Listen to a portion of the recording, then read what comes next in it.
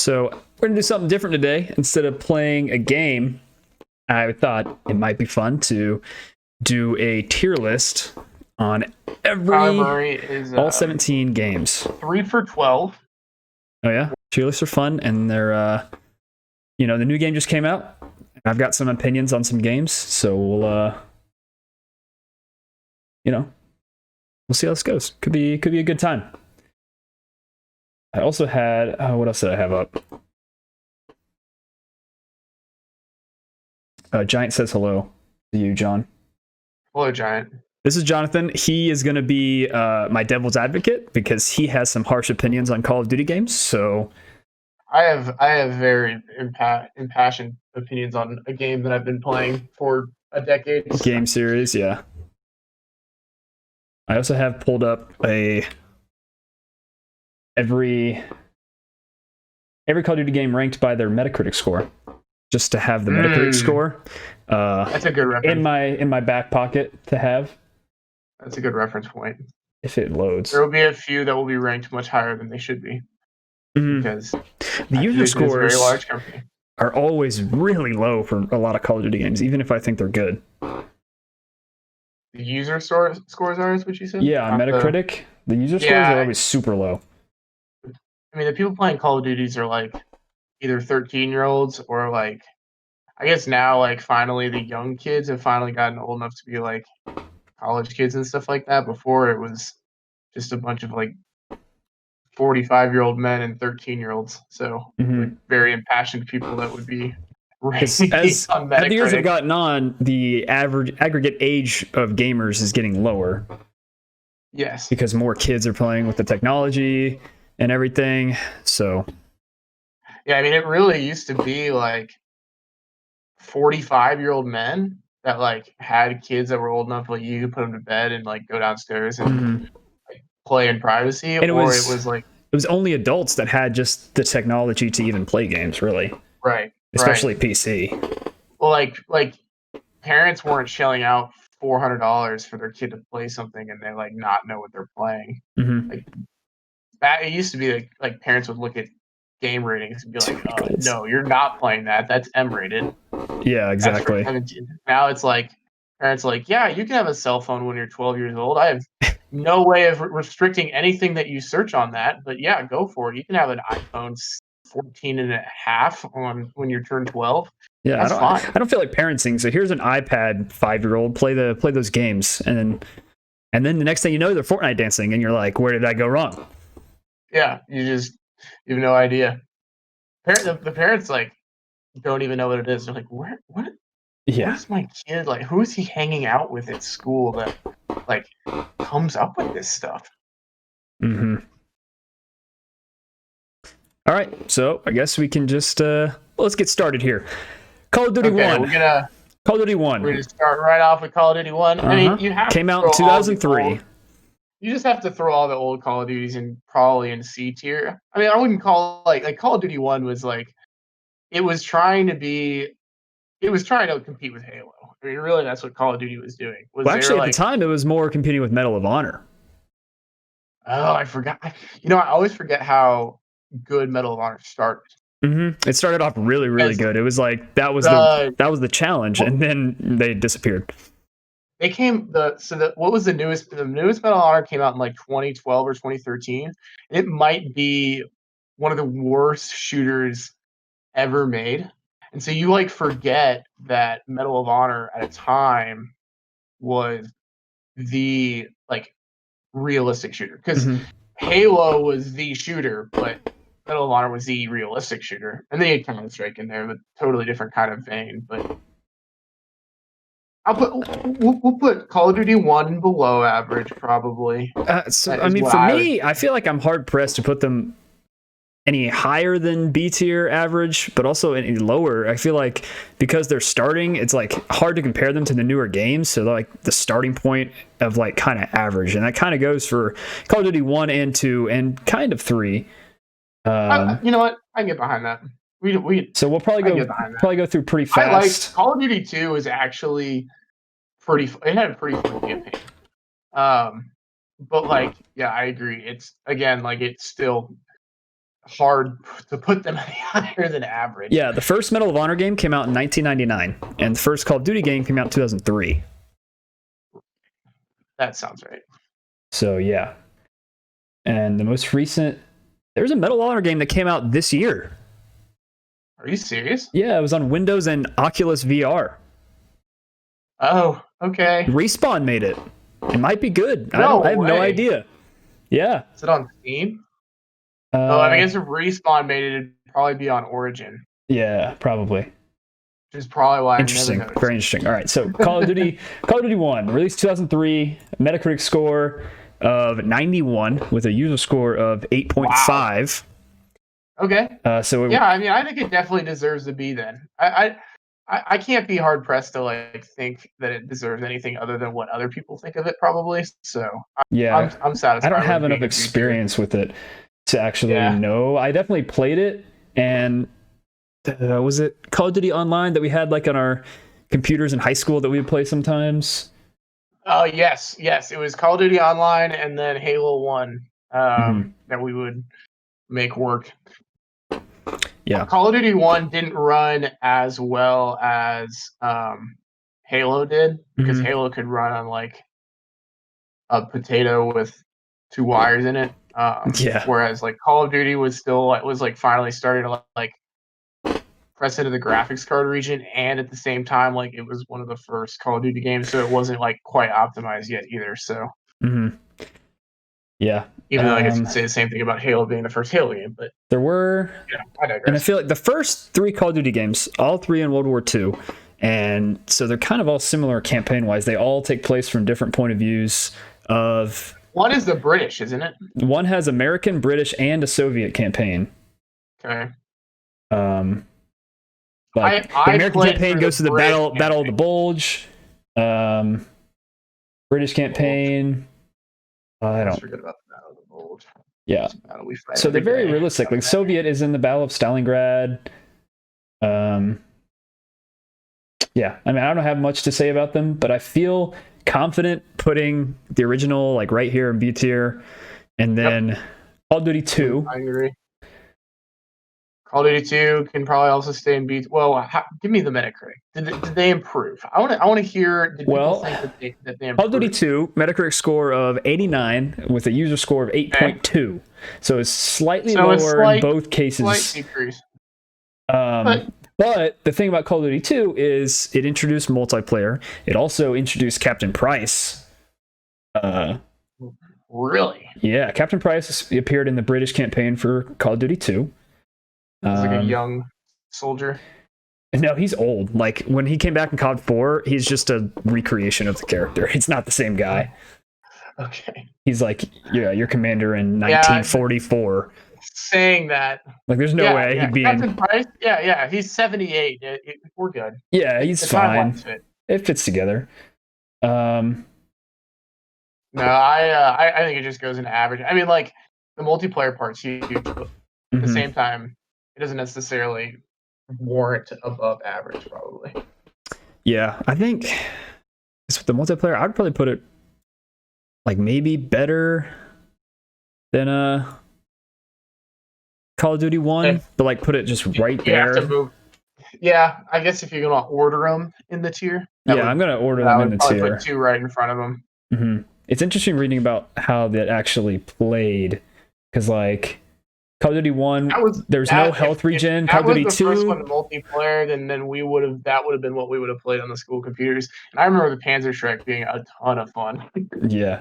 And there's deathmatch, team deathmatch, search and destroy, capture the flag, and headquarters, which is a lot of modes for just the first. Search and destroy. Yeah. The PC could hold 64 players, only 8 on Xbox. Hey man, 64 players is pretty impressive for a game that came out in 2004, 2005. Yeah, this came out in 2005. Yeah. And it was made by Infinity Ward. Infinity Ward made the first 2, Call of Duty 1 and 2. Then they brought Treyarch on board for 3. Treyarch made 3. And how did 3 improve? Or did it not improve? It definitely did not. Let's see. Call of Duty 3.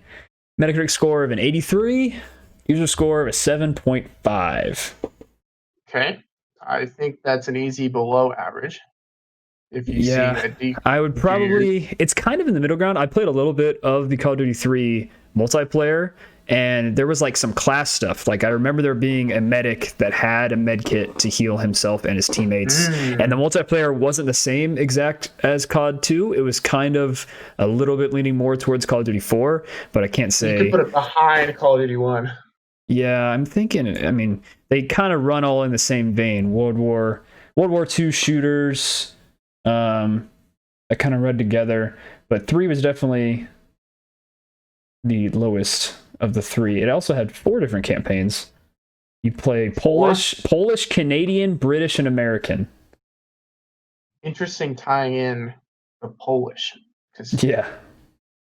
I guess like the battle for the homeland is kind of intriguing, but the Polish, I don't know. It's interesting. I didn't remember doing that though. So yeah. All right. So from COD 4 on, feel safe to. We're going to rank them on 3 different aspects. We're going to do the campaign, the multiplayer, and then just like extra modes, which for like Black Ops games, it's like zombies, and for like Modern Warfare, it could be like Spec Ops or something like that. Right. And we can like rank those out of 10, and then from here on out, it's much easier because after the first 3 games, they kind of run together, and we won't have that much experience with them. So. Right. Call of Duty 4 is an easy S tier. Oh, absolutely. I'm very confident. We can rank it against the other S tier. There'll be a couple other S tiers, maybe 3 more probably 2 S tiers that'll follow it. Yeah. The campaign is like one of the most memorable campaigns, other than Modern Warfare 2, which we'll get to, but like Call of Duty 4 is one of the most memorable campaigns of all the Call of Duties, and it's the staple of what made arena shooters fun, like with its class systems, the camo, like introducing camos and those kinds of challenges, leveling up, kill streaks, all that kind of stuff. COD 4 made Call of Duty franchise what it is today. Like it was already well received before that, but then COD 4, especially with the multiplayer and the storytelling, just blew expectations out of the water, and it's crazy. By the Metacritic score, by the way, it is the number 1 as a 94. 98. 94, and an 88.5 user score. 88.5. They went to a 100 scale. Well, no, it's 94 Metacritic and then an 8.5 user. Oh, only an 8.5 user score? As I said, the Call of Duty games, the fan base is always very. I feel like there's a lot of people that just don't do well, especially in multiplayer, and so they're like, "Nope, game sucks. Bad game is bad. Game is bad. I'm bad, therefore game problem." Yeah. And so, I'm very confident putting this in the S tier, obviously. If you had to give the campaign a score out of 10, what would you give it? Oh, 9.5. I mean, because you have to reserve 10. I have to reserve 10. 10 is going to, we can give 10 to the best campaign. Not that's perfect, but the best campaign. Easy 9.5 for me. Mm-hmm. And there's no Spec Ops or any extra mode to talk about, I don't believe. No, it was it's just a Call of Duty campaign and multiplayer. Mm-hmm. Yeah. World at War was the first game to introduce any extra modes, and that would be zombies. Yes, so, which we'll get to that. We'll get that in a second. But so, what would you rate the multiplayer of COD 4 out of 10? The campaign, I'm fine giving it like a 9.5. I was gonna say it's probably a 9. There was a lot of brokenness. It was early in the stages of like you release a game and then you maintain it through its life cycle. And so there was a lot of broken things in the multiplayer that never really got fixed because they just didn't really have that life cycle hold. So like the M16 is just absolutely it's so disgusting. Broken. And the sniper rifles were disgusting, and it made it a lot of fun as like a kid that got good at the game to play. But it did become like really sweaty and just like hard to keep up with if you ever went back to it. So, and then like hacking was fast to overtake it because it was early. So hackers got really prominent pretty early in it. Oh yeah, you get the 11th prestige hack lobbies. Those definitely started in COD 4 just to like unlock all the camos. Yep. So I would say it has to probably stay at like a 9 because it wasn't quite as fleshed out, and but it brought so much new stuff, and like there were new modes. There was sabotage, which I played a lot back in the day. They had old school mode, if you remember that, which where you had to pick up weapons that were laying on the ground and you jumped really high, and it was really weird. But the best part about that mode was just making like just having fun and using the extra jump height to like just glitch out of maps in like private matches. I used to do that all the time. Oh, that glitch is a lot of fun and my favorite multiplayer. Out of map glitches, but but we'll definitely COD 4 just had. It's still fun to go back and play. Like I would go back and play COD 4, especially since they remastered it. That's why it earned a remaster. But like, you know, the remaster has its own problems. We can talk about that later. But yes, and I'm fine giving the multiplayer like a 9, maybe 8.5, because it made Call of Duty into what it is today. It definitely wasn't perfect, but still a lot of fun. And it's kind of like it's the simple basis with which you're comparing all the other Call of Duties to from now on, basically. Absolutely. All right. So we didn't go in depth in the campaign, but the campaign is just amazing. There's really not much to say. The Modern Warfare trilogy has an amazing just a universe, and you like all the characters. So when they die, you're actually like, no, don't, please. I like that guy. Create an ongoing story that like stretches beyond that game. Like you're like, what happens to Price? You know what? Dude, what's going on? I thought he was dead until the next game. I actually thought he died.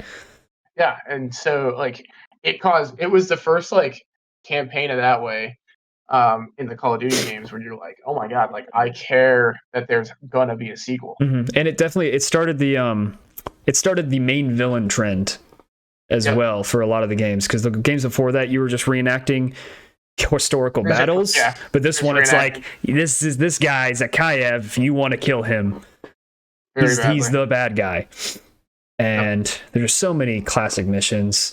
The sniper mission is probably like one of my favorites. Gilly's in the mist. Yep. You know it's good when you remember it. Very memorable mission. All right. Call of Duty 5, World at War. Let's see what it got here. So that was Treyarch's second game. Treyarch's second game. They made a lot of adjustments from their previous games based on what they saw, I think, from Infinity Ward and Modern Warfare. Oh yeah. So World at War, 85 Metacritic score with a 7.7 user score.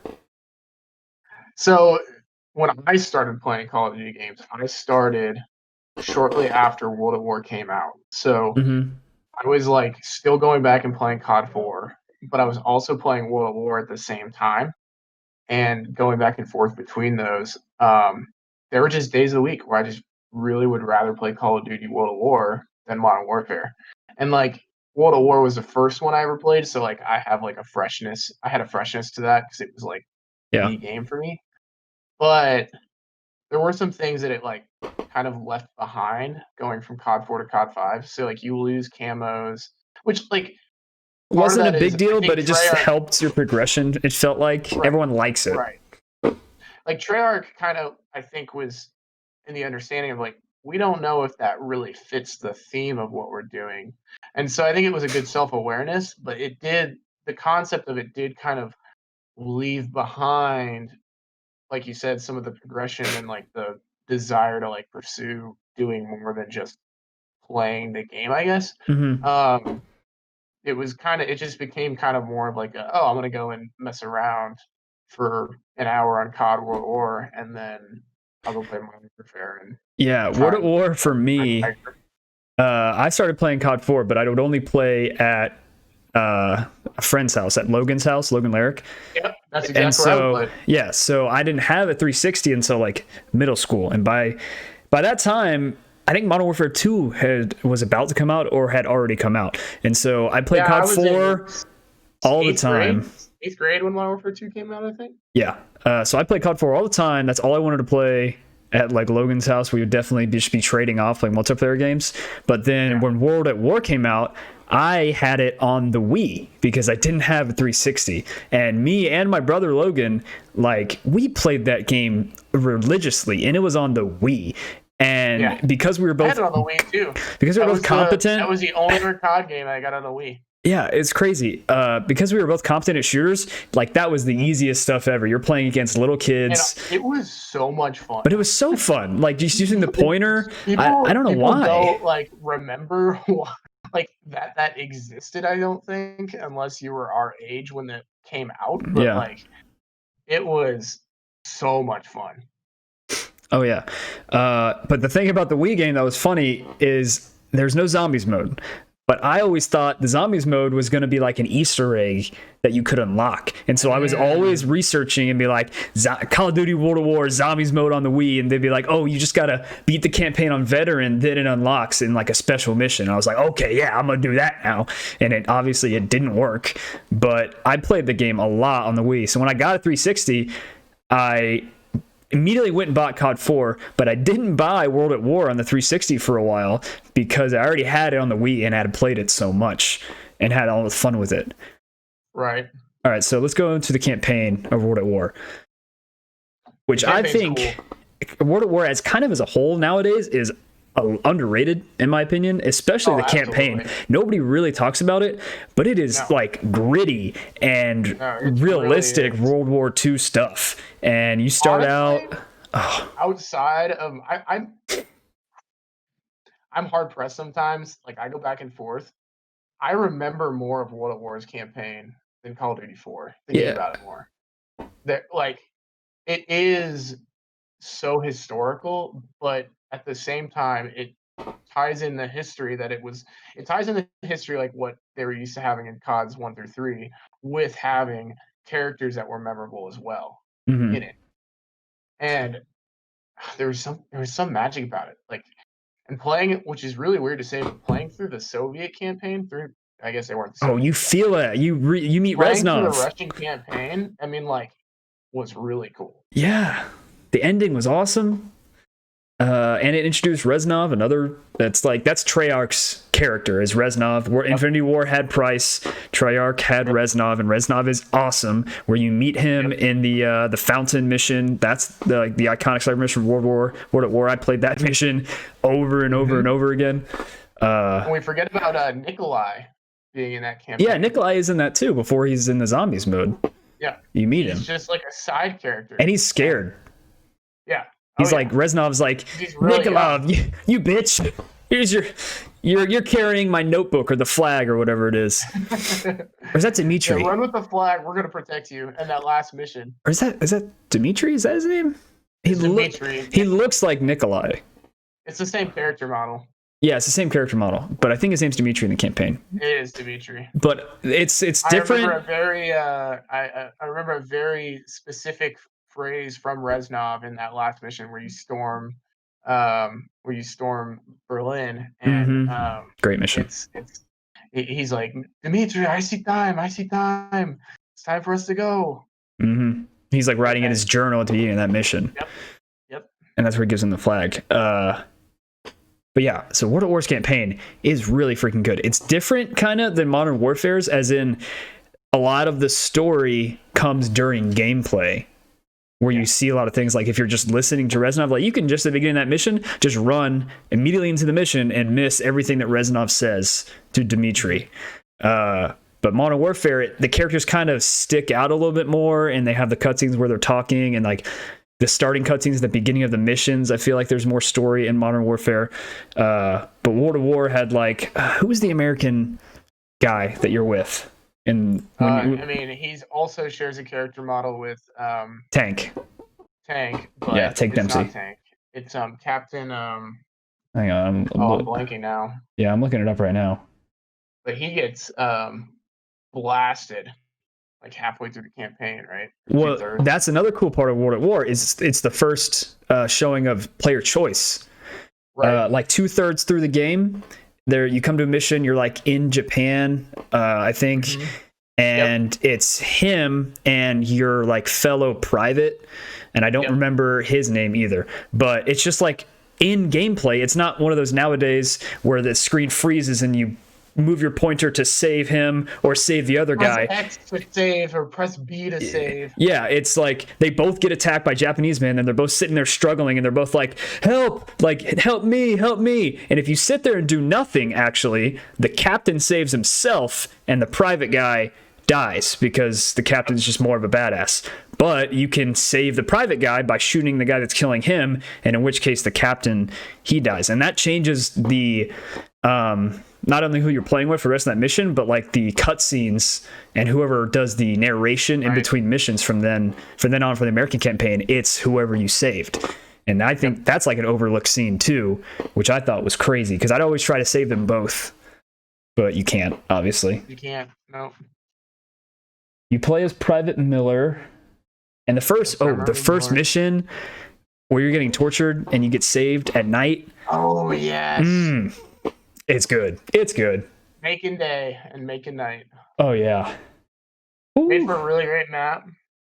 That was another thing. So they added I think Tank Warfare was in Call of Duty 3 when they made the multiplayer in that, but like the tank warfare when that on some of the like on the war game mode, because war was a lot of fun. Yeah, it was the first game to have vehicles in multi. There was multiplayer modes of tanks, were there? Yep, war, and there were some maps of domination that had them. I can't say if it was the first because I'm not certain if 3 had them any vehicles in multiplayer or not. 3 did, but like it was the first modern one. 360 going after it. A lot of people playing. That was one of the low missions, though. I'll say it wasn't that fun playing through the tank mission on that campaign. No, I just remember it being frustrating. A lot of vehicle, especially in Call of Duty games, a lot of them, if you're in a tank, like so many vehicle, you're just like slowly moving, shooting, and then if you get ganged up by like 3 enemy tanks, you're screwed and you can't do anything. You just have to... The worst mission in the most recent campaign, for example, was the helicopter mission. It's just slow. Yeah, it just kind of slows everything down.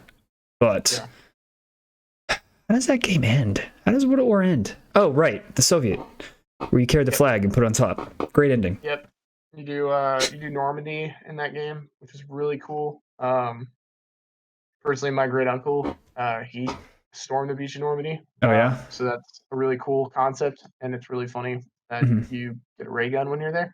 So it is. I wouldn't even say it's not even the best instance of storming the beaches though, because in the first or second Call of Duty, they did a very realistic depiction of D-Day, and it's like it's hype because there's less hand holding in those games, and so you're really just running through a beach trying not to get shot, and you don't know where to go because sometimes you'll just die.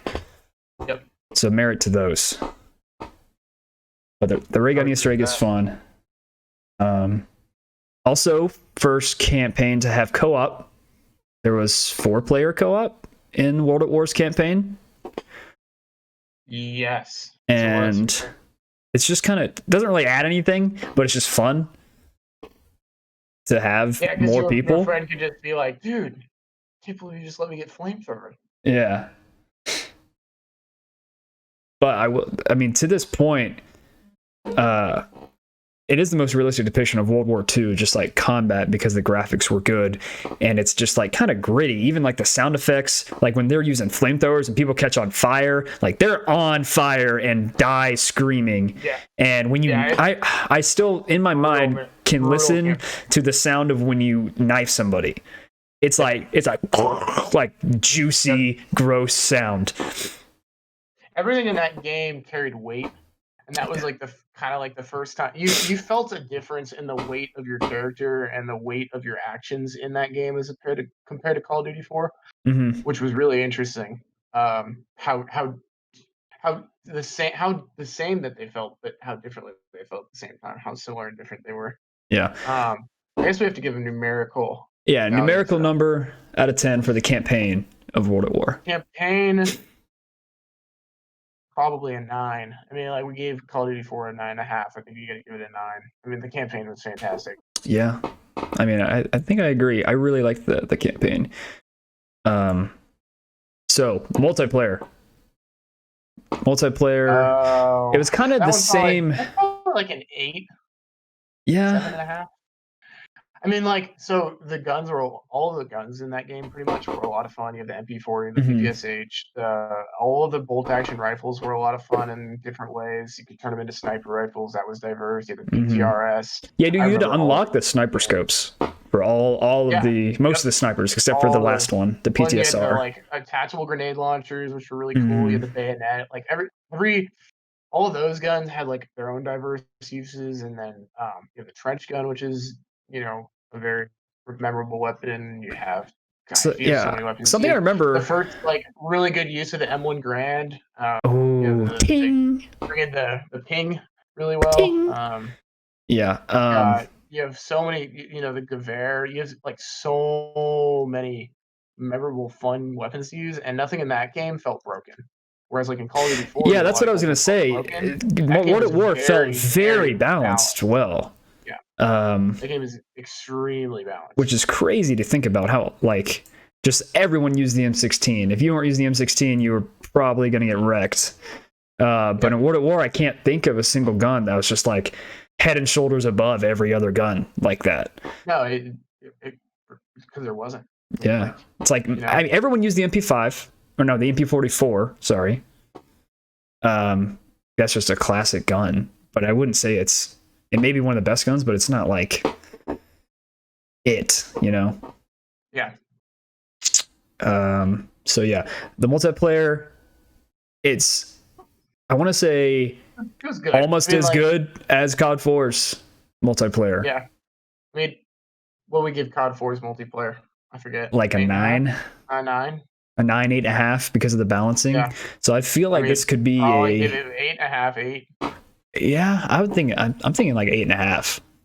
Yeah, I mean, because it also had the new function. It had the same 357 structure, which is crazy to think that back then it was a big deal to get 7 kills.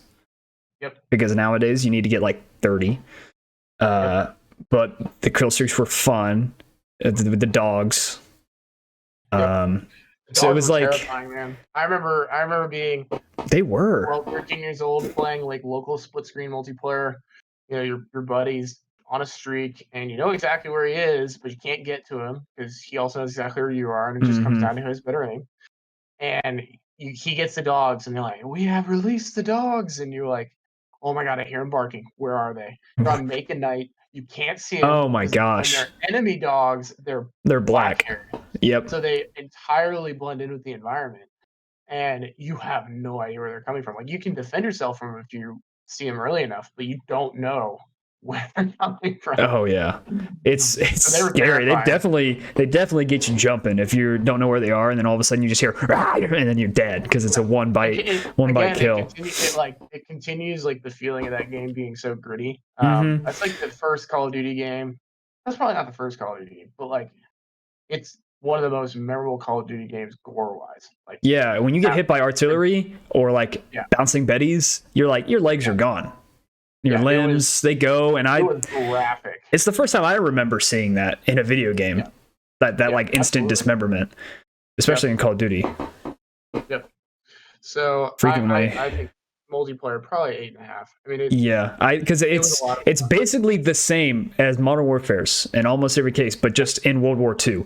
Guns are a little bit more balanced, and the maps. I mean. There's no maps from World at War that are continually being repurposed into nowadays games like COD 4's were, but I wouldn't say they were bad.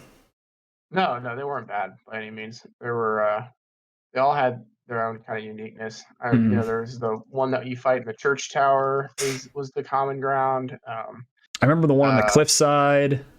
I don't remember the names, but yeah, the one in downtown Germany that was really, really popular, where there was just like all rubble. Yeah. Literally just so I mean, there was a lot of memorable.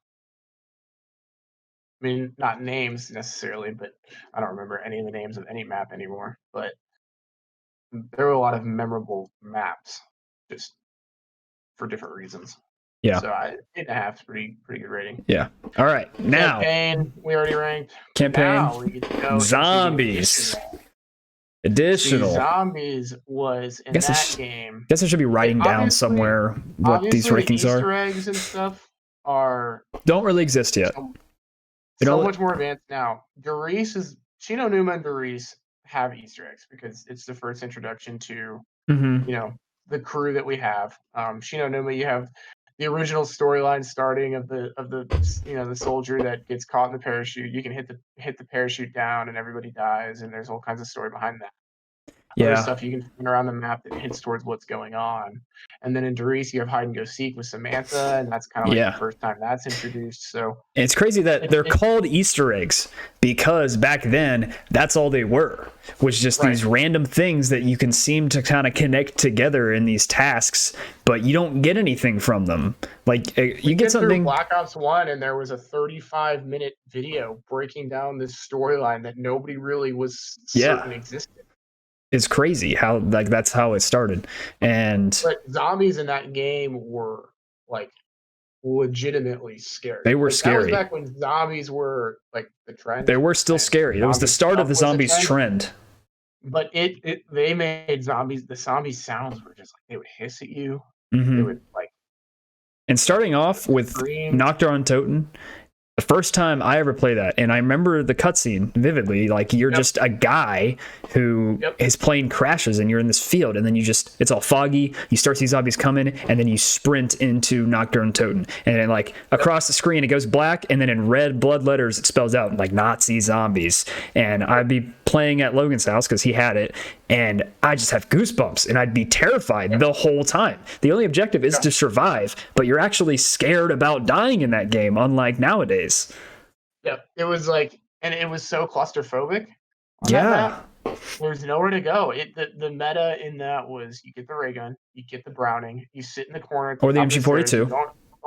You don't open the spawn room stairwell because coming from behind you. You don't want that, and you just barricade in there as long as you can. And you're just like I'm shooting. All right, I'm reloading. You shoot. No, okay, that's it.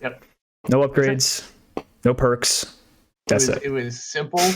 It was fun. But I mean, there's a lot more to it now that makes it more enjoyable than it was then. But what it was a secondary game mode. It was so fun and novel. Hundreds of hours of game time that you wouldn't have had. I honestly don't think they expected it to blow up like it did.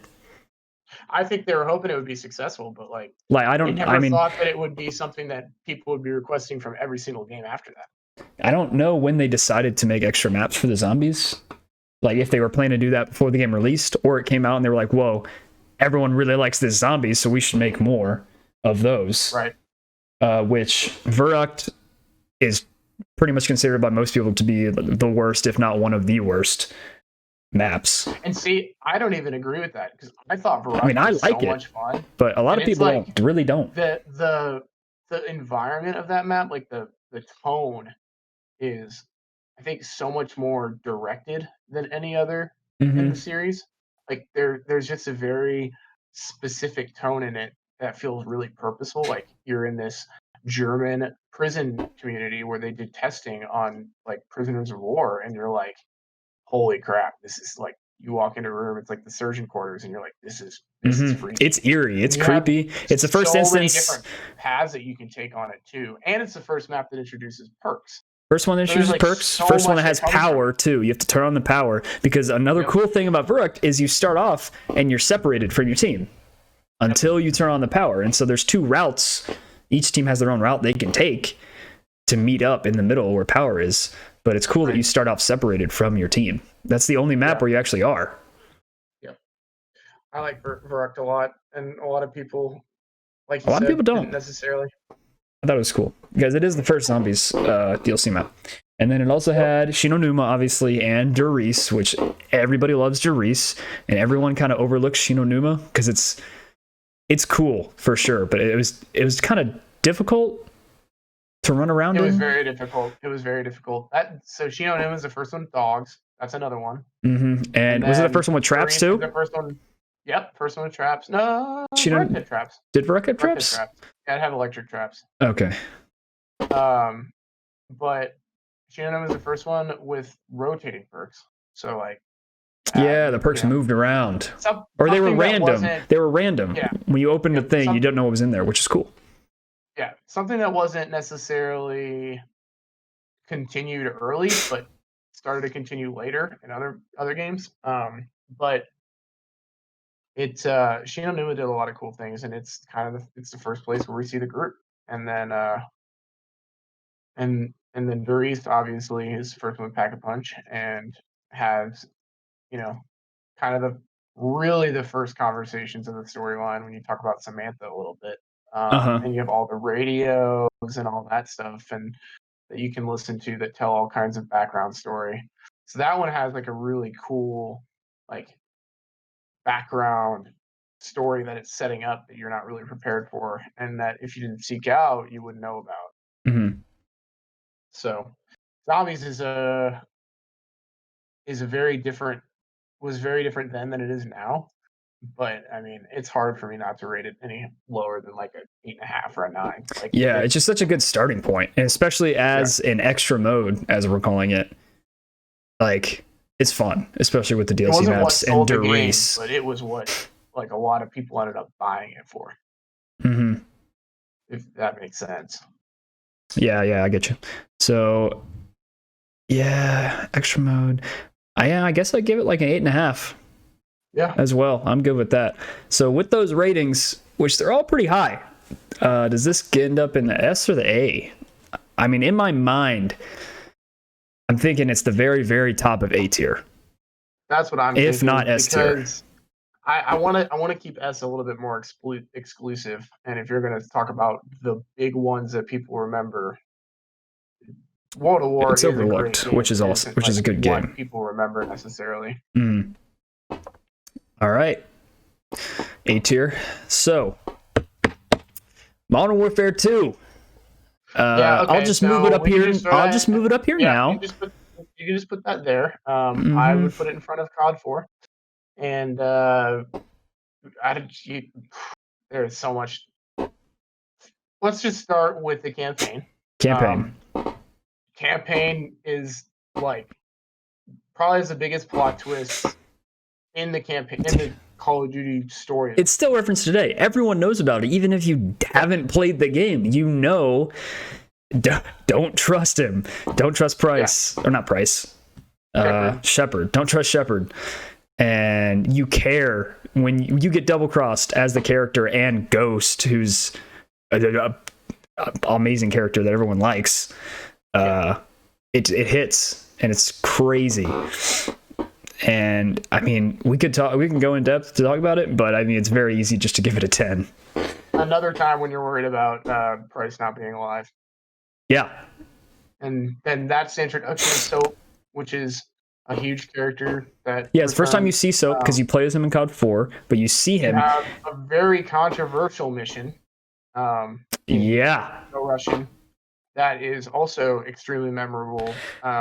For a lot of reasons, a lot of times primarily for the controversy, but like it sets a tone that is very unique as well. So campaign's a 10. I mean, yeah, it is. I think we both agree it's the best campaign. It's the best campaign of all the Call of Duties. It just is. I don't see an argument you can make for any other game that has a better campaign. Yeah, I know. Talk about Black Ops having a good continued like storyline, but.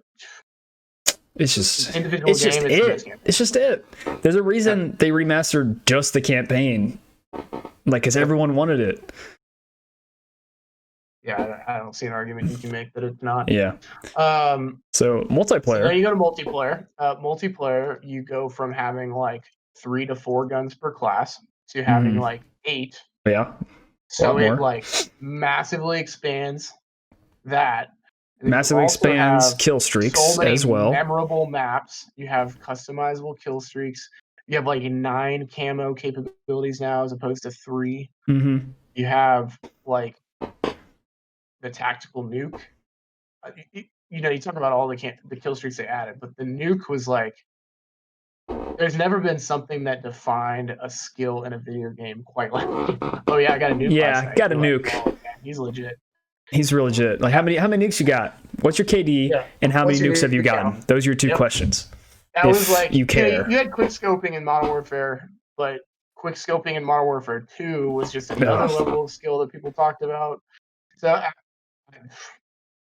that in Modern Warfare 2, there were definitely guns that were really, really good, that people knew were really good. You know, the ACR was really good because it had like almost no recoil, but at the same time, it wasn't necessarily powerful, so you had to land a lot of shots. And then, you know, the burst weapons were all good in their own ways. And then you had like the SCAR, low mag, high damage. You could get the SCAR with stopping power FMJ and two-shot people. Like the FAL, that was the trigger finger time, so you could shoot a gun as fast as you could press the trigger. I like the FAL. I mean, if you had dexterity, I mean, you could shoot the FAL. You could empty a 20-round mag in FAL in 3 seconds. Yeah, 3 seconds. So, there was so much. Yeah, when it comes to like went from having bullets, like 2 to 3 attachments per gun to having like 9 attachments per gun. There was so much.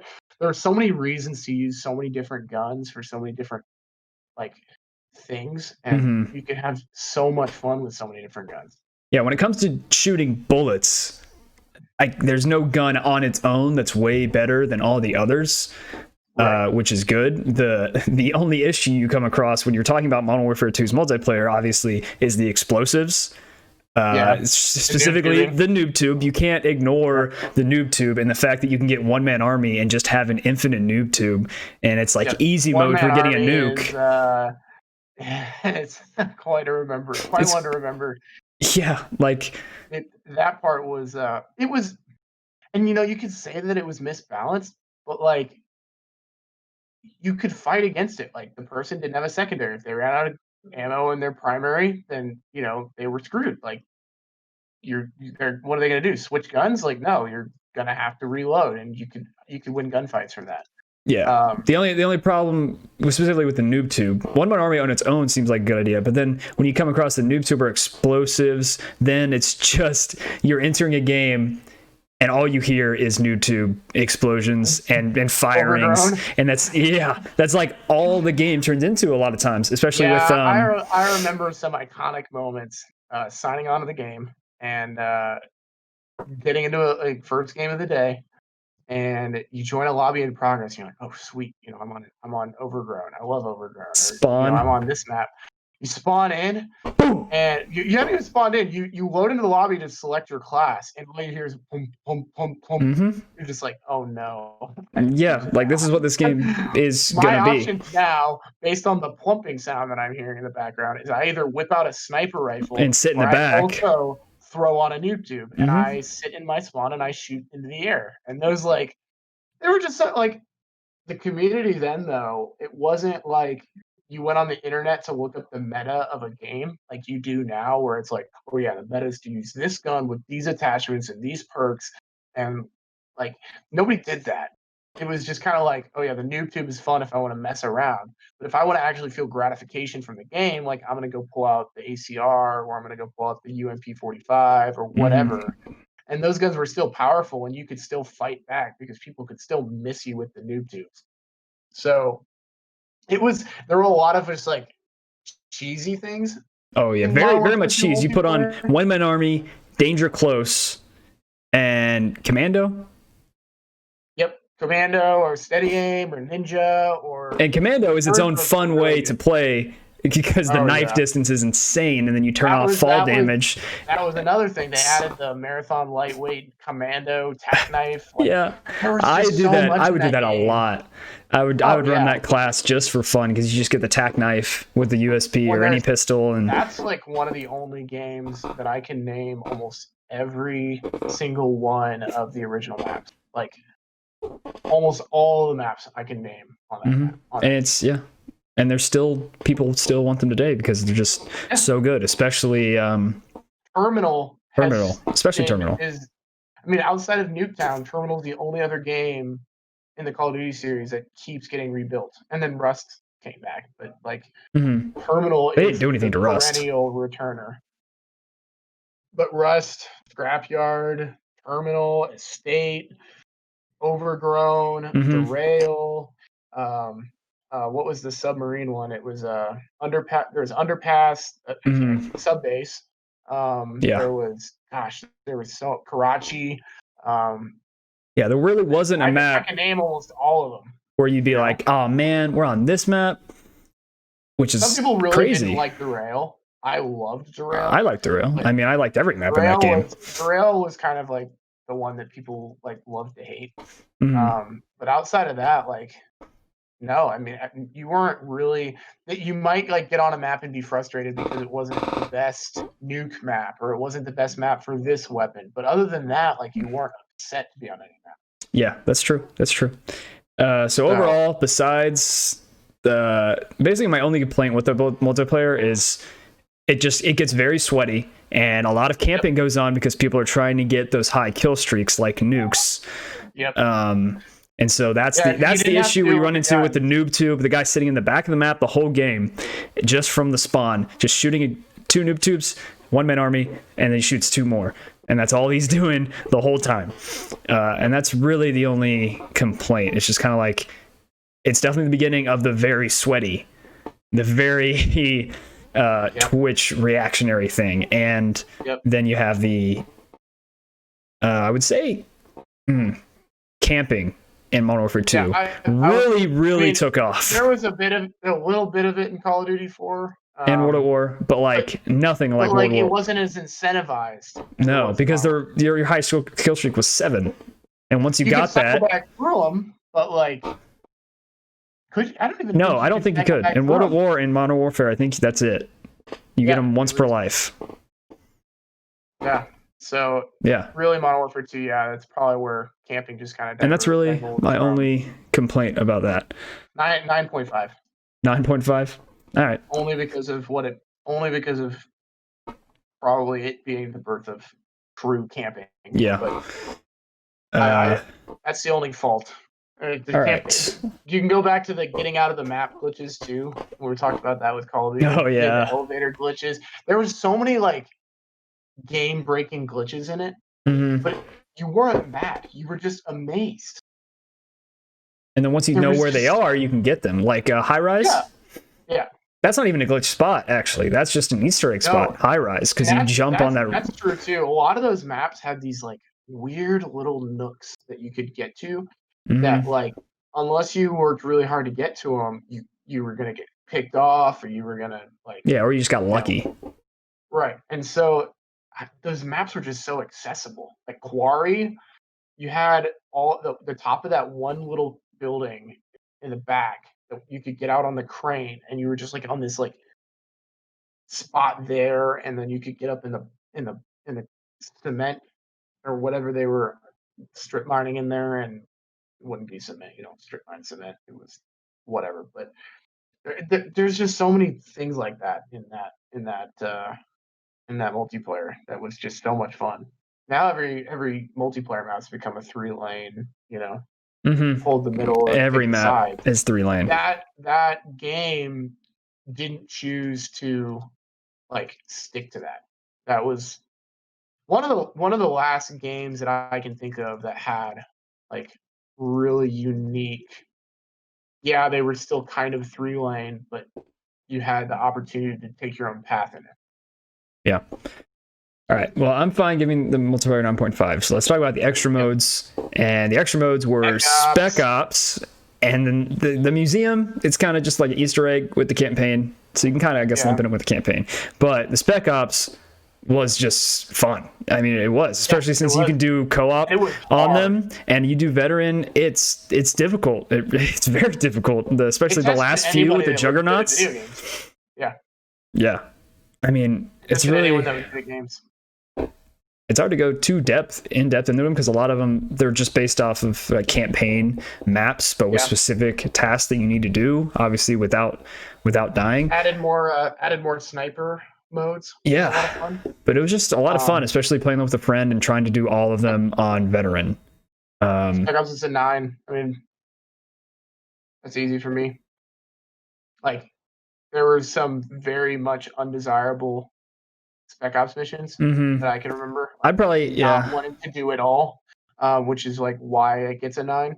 But other than that, like, they were just so much fun. Yeah, I think I would give it an 8.5 because when you're comparing it to zombies, the content's a little bit That's true. less. That's true. It's a little bit less just as an extra mode, but it's just very fun for what it is. Yeah, I can agree with that. 8.5.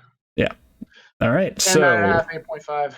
Yeah, that's it's pretty 28. I say that's pretty. It's pretty good. So next game, Black Ops 1. Oh, we didn't even do the Metacritic score for Modern Warfare 2. So the Modern Warfare 2 has the same Metacritic score as Modern Warfare 1, 94. But the user score is a 6.6. A 6.6? Yes, it's an 8.5 COD 4, 6.6 for Modern Warfare 2.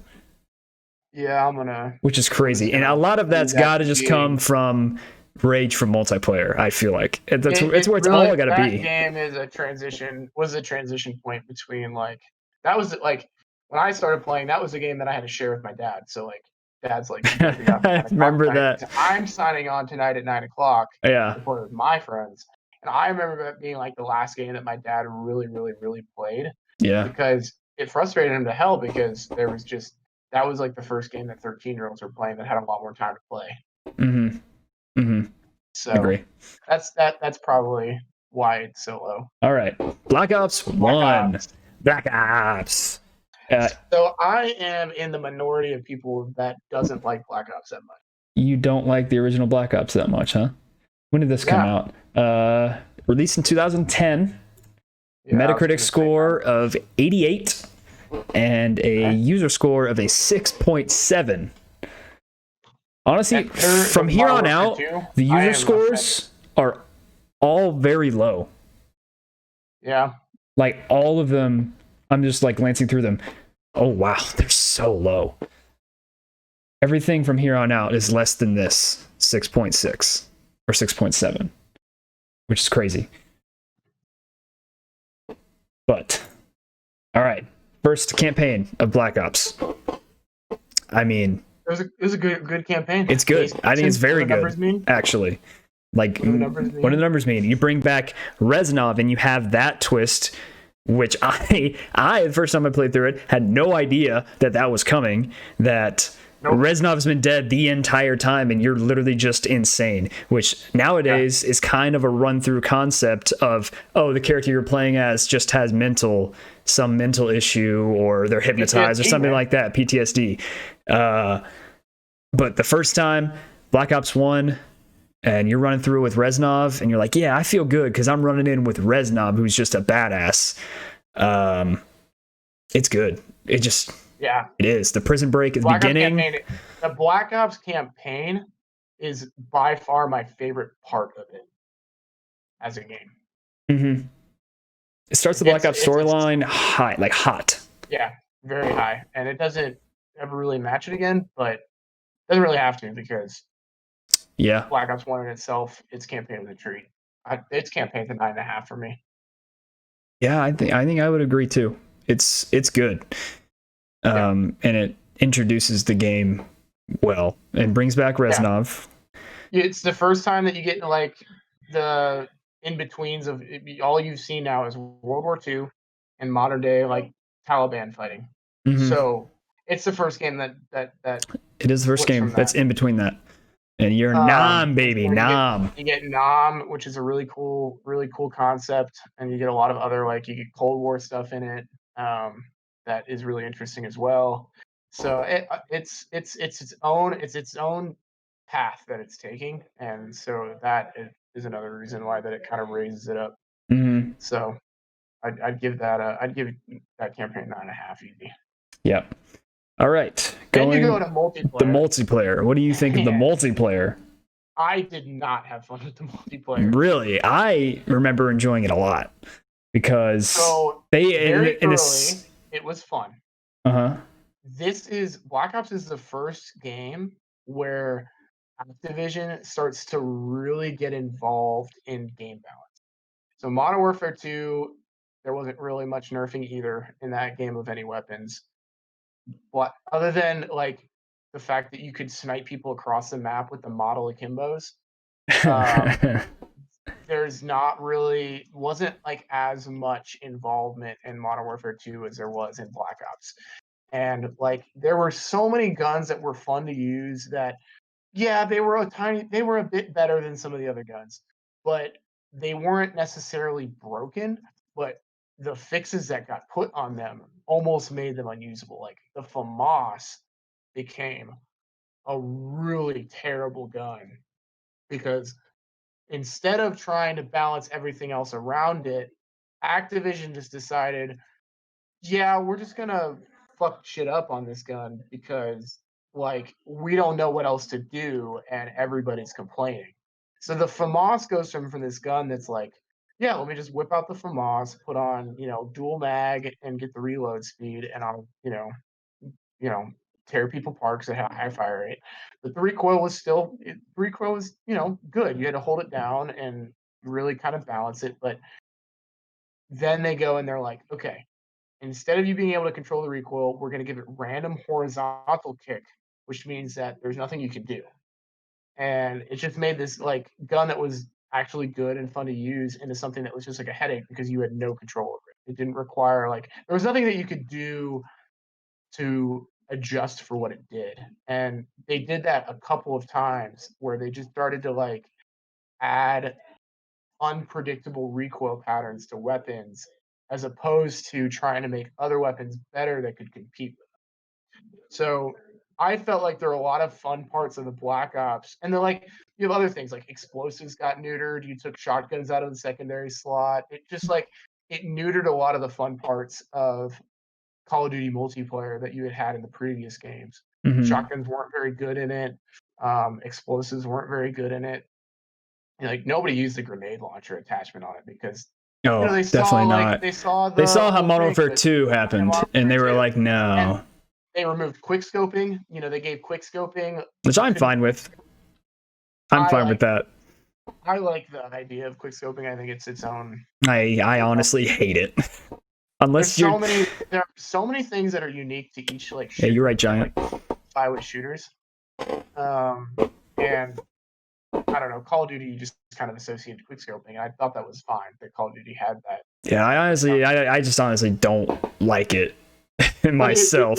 It made sniper rifles in general almost impossible to use because it gave it like a shake when you scoped in. So it made it. It also encouraged camping for sniper rifles. So now you have people that are like trying to hold down all these positions, and they're just holding the left trigger and just like waiting for you to walk in their line of sight. Yeah. So I see that. It neutered a lot of the things that I found to be enjoyable in previous Call of Duty multiplayers, and just like really restricted what you could have fun with. Mm-hmm. Yeah, I understand that. I just don't like I don't like quickscoping as a concept because it's just it's like if you're good at quickscoping, you will beat anything else. It doesn't even matter one-on-one. Like you will win if you hit the first shot. The ADS speed now, just to kind of like diverge on the subject, like see you in a bit, Giant. Now that I'm playing Cold War, I'm back to trying out quickscoping because snipers are actually decent in Cold War. Yeah. And the ADS speed now for sniper rifles, you can't ADS faster than the kill time for a standard gun if somebody gets like 90% of their shots in you. So you have to be smart about when you quickscope in these games. Mm-hmm. Call of Duty, like Modern Warfare 2 quickscoping was ridiculous. But like if Black Ops had just like they didn't let quick draw affect sniper rifles, that's fine. If you had left it at that, it would have been competitive. But instead, not only can they not aim down sight fast enough, they also have an uncontrollable recoil pattern when they first aim in, or an uncontrollable idle pattern when you first scope in. So I don't know. It is what it is. Yeah, it is what it is. On it. But another part of the multiplayer is I still think the maps were good and fun. There were a couple because of the voting system that everybody wanted to play, like Summit. Was it Summit? Yep. Yeah, and then there were some that never got played. But overall, I think the maps were good because you have some classics like Firing Range and Nuketown. Yep. You cannot ignore what Nuketown has been because it's been in every Treyarch game afterward, I believe, which is weird. Right. But then also the kill streaks were very fun in Black Ops. Yeah, I remember especially like introducing RCXDs. Those are just fun Blackbird, to use. What like advanced? No, advanced UV was there before. It's called the Blackbird. Blackbird, yeah. Dog's based back. on the SR-21 Blackbird, which was a Mm-hmm. real thing that we didn't know existed in the 60s.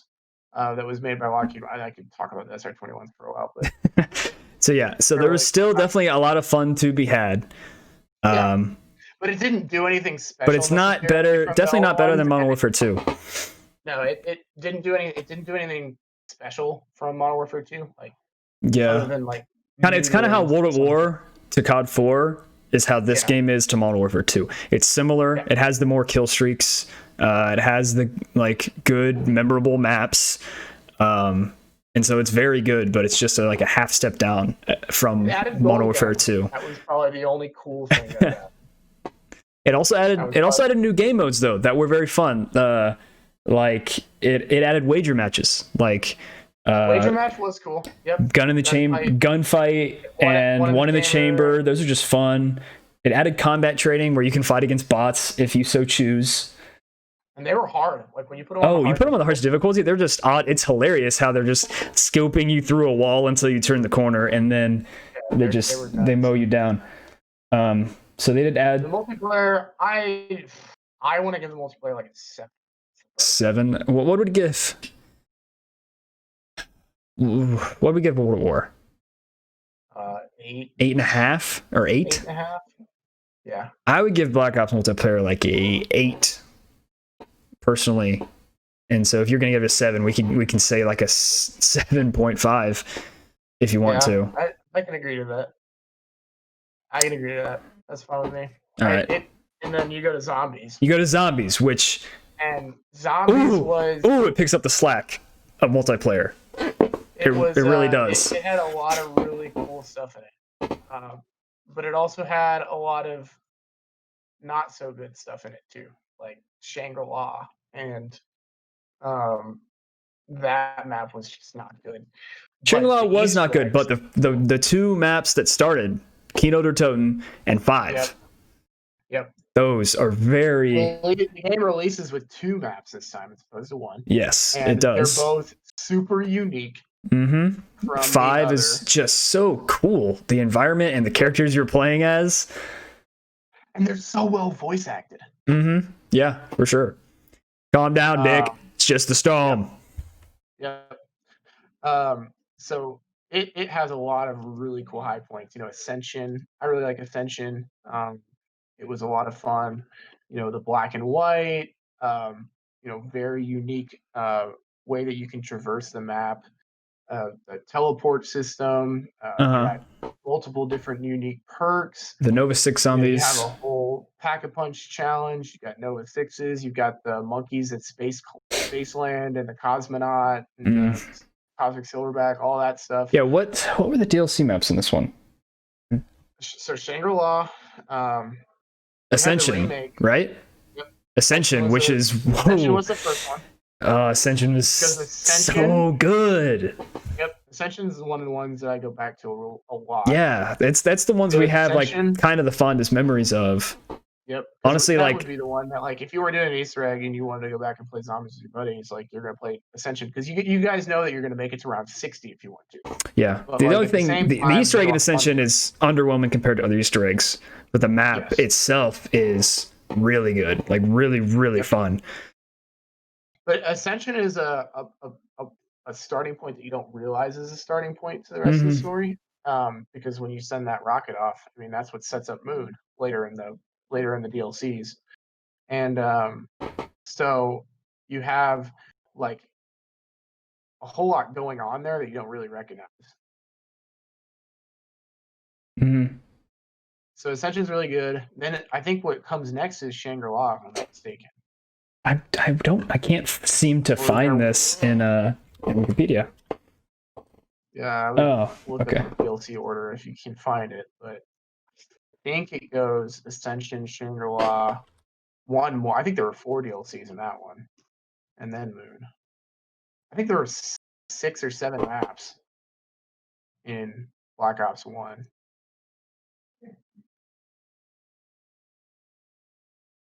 So we had...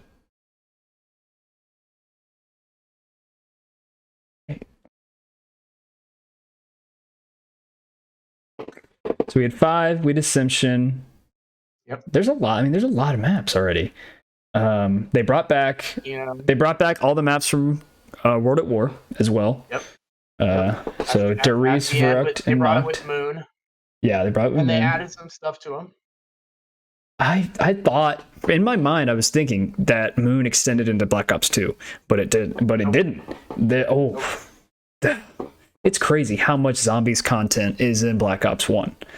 There's not outside of the remakes. There's 6 or 7 maps, isn't there? Yeah. So we have 5. We have Kinoto Toten. We have Ascension. We have Shangri-La. We have Burrow, which is not a good one. But I forget what Burrow is. I don't think it's. Oh yeah, that's Black Ops 2. That's Black Ops 2. Sorry, Burrow's in Black Ops 2. That's Buried. You mean? Yeah, Buried. I don't know. It's called Burrow. And Call of the Dead, which arguably the best one. If it's not the best one, it's top 3. Yep. Yeah, that's what I was thinking of. Was I was getting Call of the Dead and Moon and Moon. Yeah. And the storyline that goes throughout the Easter eggs in those zombies games, it's so interesting, and it's just a treat when you're just like, all right, new zombies has come out, let's do this Easter egg. Especially the Moon one. That was really hard, but so satisfying when we did it. It was one of the best Easter eggs, I think, in the history of zombies. Yeah. Besides Black Ops 2, the end of Black Ops 2, when you do what was that map called? I'm blanking on it. Anyways. Yeah, so, Moon was one of the best all time, and then Call of the Dead as a map is one of the best of all time. Yeah, that Easter egg is also hard. Yes. But you're dealing with George Romero, which is fun. The premise was fun in itself, but then they made the map so good. And then also Black Ops had Dead Ops Arcade, the first one, which is basically just a fun, novel twin stick shooter, and nothing insanely crazy, but just fun to play through, and the concepts and the references to all the retro games. So in the end, I think the zombies mode, this extra modes that we're ranking, it's 10. I think it's a 10. Zombies. Yeah, I think it's because if you're gonna rank all the zombies, you have to rank all the extra modes against each other. It's the peak of all the extra modes. I think it's a 10. So I would agree. It's a 10. All right. So where does that leave us? So we got gave it a 9.5 on campaign, gave it a 7.5 in multiplayer, and a 10 on the extra modes. Do we put it at the bottom of S tier or the top of A tier? I think that it'll end up being bottom of S tier. I think I would say so. I would want to put it, if I want 3 or 4 games in S tier, Black Ops is the next game. Yeah, that's there. I would probably put it there solely based on zombies, because I'm such a big zombies fan. Yeah. I would put it there solely based on zombies. Yeah. You definitely had some issues with the multiplayer, but the zombies picks up that slack and then some, and the multiplayer, or not the multiplayer, the campaign is it's Treyarch's best. I believe. Absolutely. So, all right. That's good. So we get into the next Infinity Ward game, Modern Warfare 3. Which was overall a good game. Overall is a good game, but at the time, it was disliked quite a lot, I believe. It did. Let me see. That was the first game that did. So a Metacritic score of 88 and a user score of a 3.3. My goodness. Right? The drop off. That's each subsequent Modern Warfare game dropped 3 points. I didn't think it would be that bad. Yeah, that's what I was saying. When it came out, it was the not the critics, but the user scores. I don't know. It's got to be just mostly because of how the multiplayer was, that they didn't like that it wasn't Modern Warfare 2, and so they just went on Metacritic and trashed it.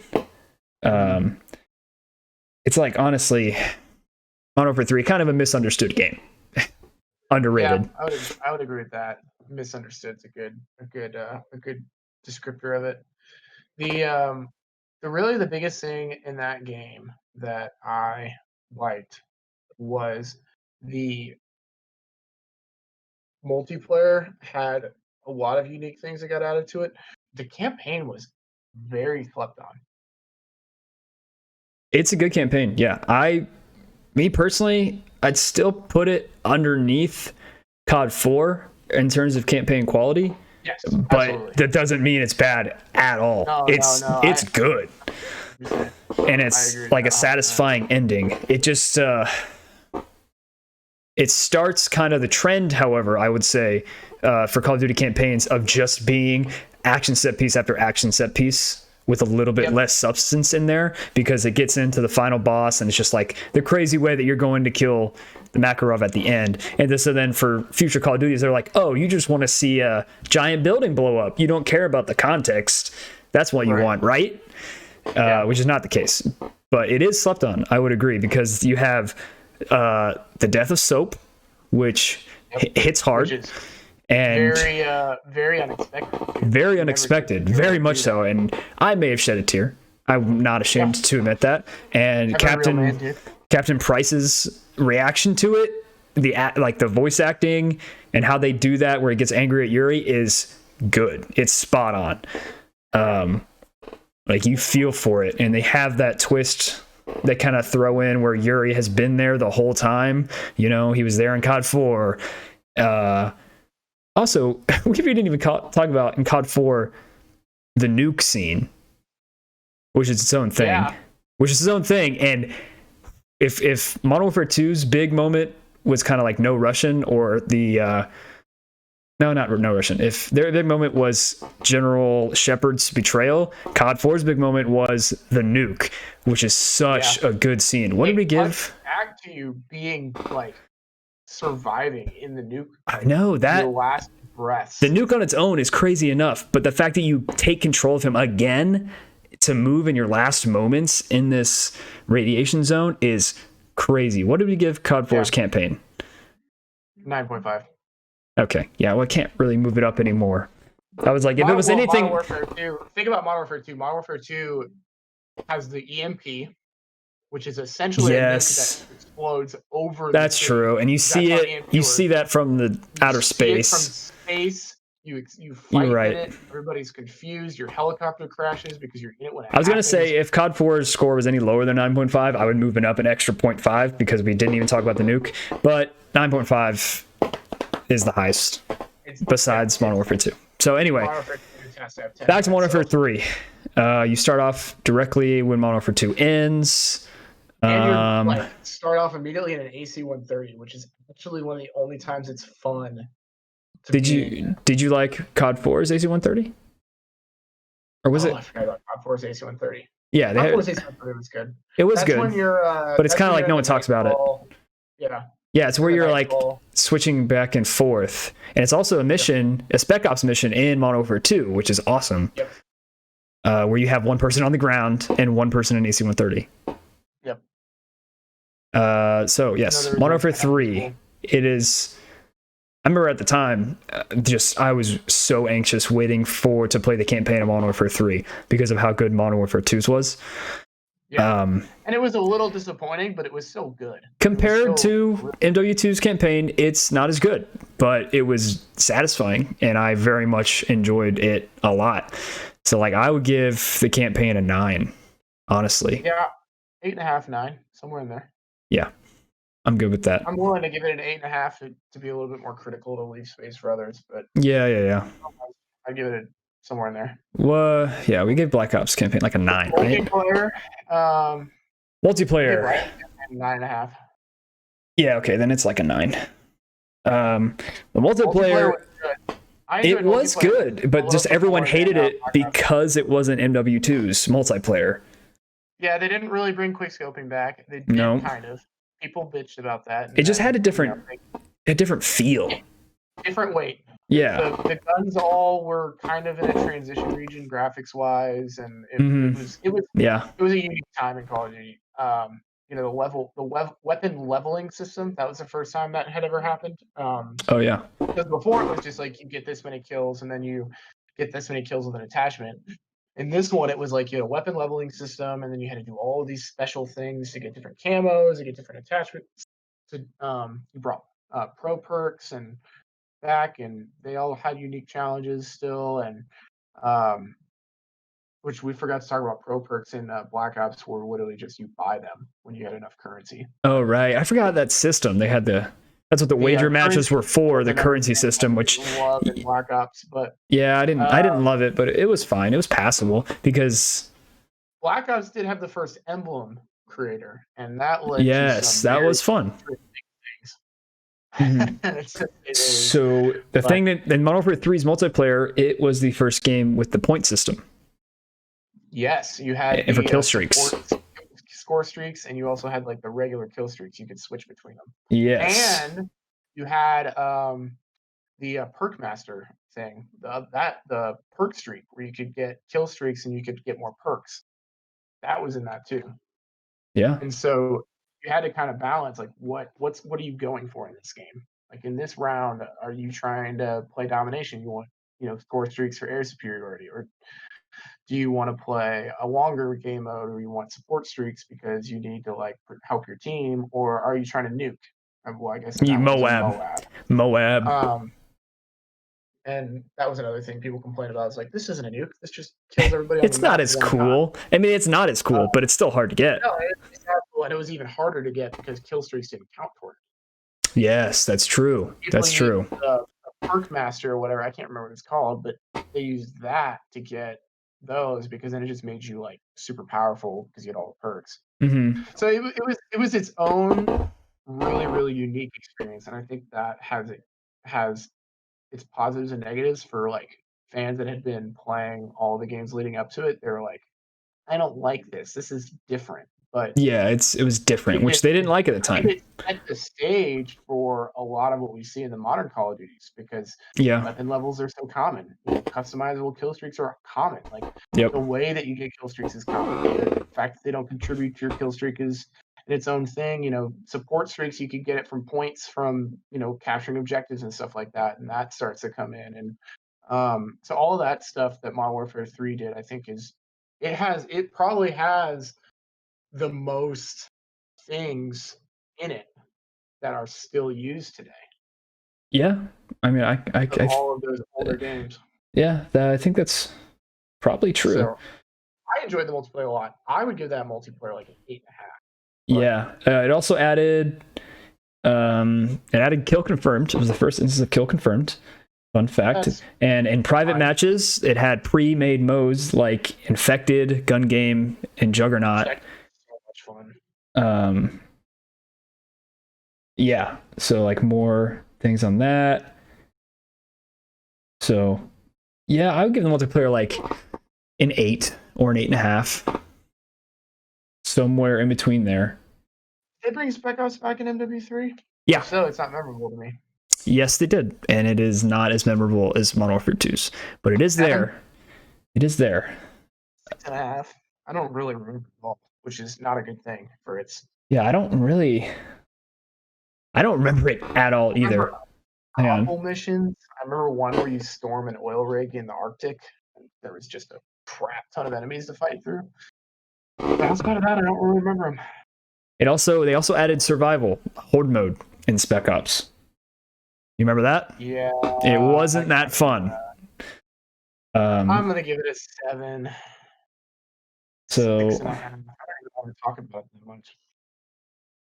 Yeah, I barely remember not to say it was bad, but the fact that we remember Modern Warfare 2's so very fondly, and I can remember a little bit, like maybe 1 or 2 of those missions, but just right. Yeah.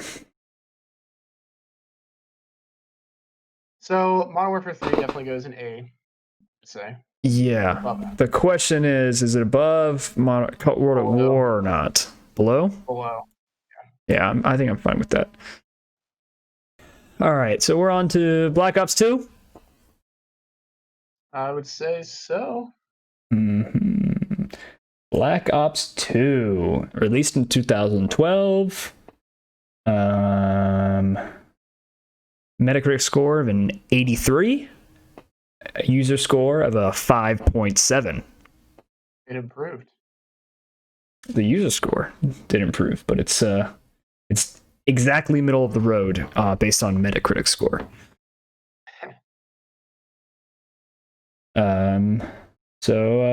So yeah, campaign, Black Ops 2. You jump into the future. Yep, it's the first one where you see us like kind of like now starting to do the futuristic stuff, but you jump between the 1980s and 2025. Yep. Right off the bat, I loved Black Ops 2 multiplayer. Like, it was the most fun of a multiplayer I had. It's the most balanced game of all time. It deserves an S++ tier. Okay, Brain, you could have introduced yourself or something, but hello, Brain. Welcome to the stream. Why does Brain have a whooper when he's the Mega Bidoof? It's a good question. I'm just talking on my phone because I'm watching the stream on my TV and I had to jump in. You had to jump in. Do you disagree with any of our rankings so far, Brain? No, he's already gone. It was literally just so that he could say. Just so he could say that. All time. All right. No, honestly, I don't disagree with him. I mean, like, introduce the Pick 10 system in the creative class, which is a good system. Pick 10 is a great system, and this is the first game where they see broken weapons, and they adjust those weapons to still be usable, and they also improved other weapons to make them more viable. And it just made it overall just a balanced multiplayer that was taken care of well. You never really dealt with hackers that much. Mm-hmm. It was just a really good multiplayer. And PDW was a lot of fun. The Scorpion was a lot of fun. The SMGs in that game reigned supreme, but the LMGs, that was the first game where it was really, really fun to use an LMG. I definitely never used LMGs, but I think I had diamond shotguns in that game, Black Ops 2. Yeah, the LMGs in that game were so good.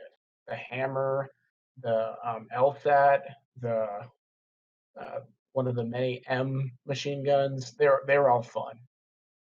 The only thing that people didn't like was the target highlighter, whatever that was called, target indicator. Oh yeah, I know what you're talking about. It was just, every time someone steps in your line of sight, it would put a little red box around them, so it was like easier to kind of see what you were looking at. But I mean, it wasn't like it broke the game or anything. It wasn't like it was heartbeat sensors, which is, a complaint. But you sleep on the BBLSW. I was getting to that. I didn't remember that. I don't remember all the specifics like you guys do of the guns. Dude, the LMGs in that game were so much fun. That's when you make a weapon class that isn't typically viable fun. Like, every weapon in that game was viable. Yeah, it was the most balanced Call of Duty multiplayer that I can ever think of. Really. Like, okay, so we given the Black Ops 2 multiplayer. I mean, it's a 9.5 for me, like, easily. I might give it a 9.5. I don't know what you think, but I mean, I'm pretty much fine with I'm fine with like a 9.5. No, I don't have any hard opinions on it at all. I mean, I honestly, a lot of the Black Ops multiplayers run together for me, but I definitely don't have any complaints about this one. Don't forget in the early game with the full auto foul that would just absolutely rip people. Yeah, forgot you can make it a full auto attachment. It's true. Oh boy, yeah, I just loved that campaign or that multiplayer. I mean, it was just a lot of fun.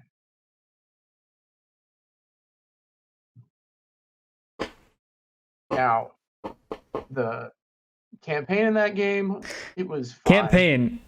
I liked it more than most, I would say. That was the one where you could have different choices, and they were. Yes, there were. Yeah, it wasn't bad. There are 5 different endings, which is a big number. I think that in itself is worth it. Getting a spot as yeah. When you're thinking about like memorable characters. Menendez is a memorable character in its own. But then for most of the campaign, it's kinda, you're not really caring all that much about all the characters in between besides the main villain, but you are making these choices throughout the story, and you have like these strike missions you have to beat, and it's the first time where if you do bad in a mission, you don't fail and go back to a checkpoint. In certain cases, you just get the bad outcome of that mission. Like there's one where you're chasing this guy, and if you are too slow and don't chase him, he gets away, and then that like leads to bad stuff later, which I think is really cool because I love. You guys are experts on the multiplayers. I'm like experts on the campaigns, and I really like that aspect. And like I replayed it a lot just to get the multiple endings. Don't forget the M8 OP. I thought it was OP in Black Ops 3. Oh, is that what it was? Yeah, it was. You're right. That was 3. I promise. So, yeah, I wouldn't say the campaign is better than Black Ops 1. No, but I think it's good. I think it's like probably just a half point underneath Black Ops 1. I mean, I just really liked it. What do they mean? What do they mean? Especially because the secret, the simple choice of whether Mason lives or dies. They don't tell you that's a choice. Every other thing, it's like press X to do this, press B to do that. But in that one, it's like you shoot him in the head or you shoot him in the leg 3 times. Yeah. And I didn't even know that. Elliot was the one that told me because I saw him do it when we were at his house one time. So I think that's cool. So yeah, campaign was enjoyable for sure. I'd agree. What did we give Black Ops campaign? Should be writing these down, but 8.5, 9. Oh, what do we give Black Ops? Black Ops was 9.5. Okay, then yeah, I would say a 8.5 campaign. Yeah, I would say 8.5 for the campaign. Yeah.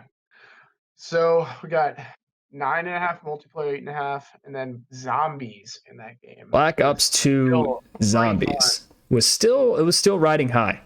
Yeah. Honestly, let me look up Black Ops. What were some of the Black Ops 2? Honestly, though, it might be one of the lowest points in the zombies. Black Ops 1, Brian, ended at Moon.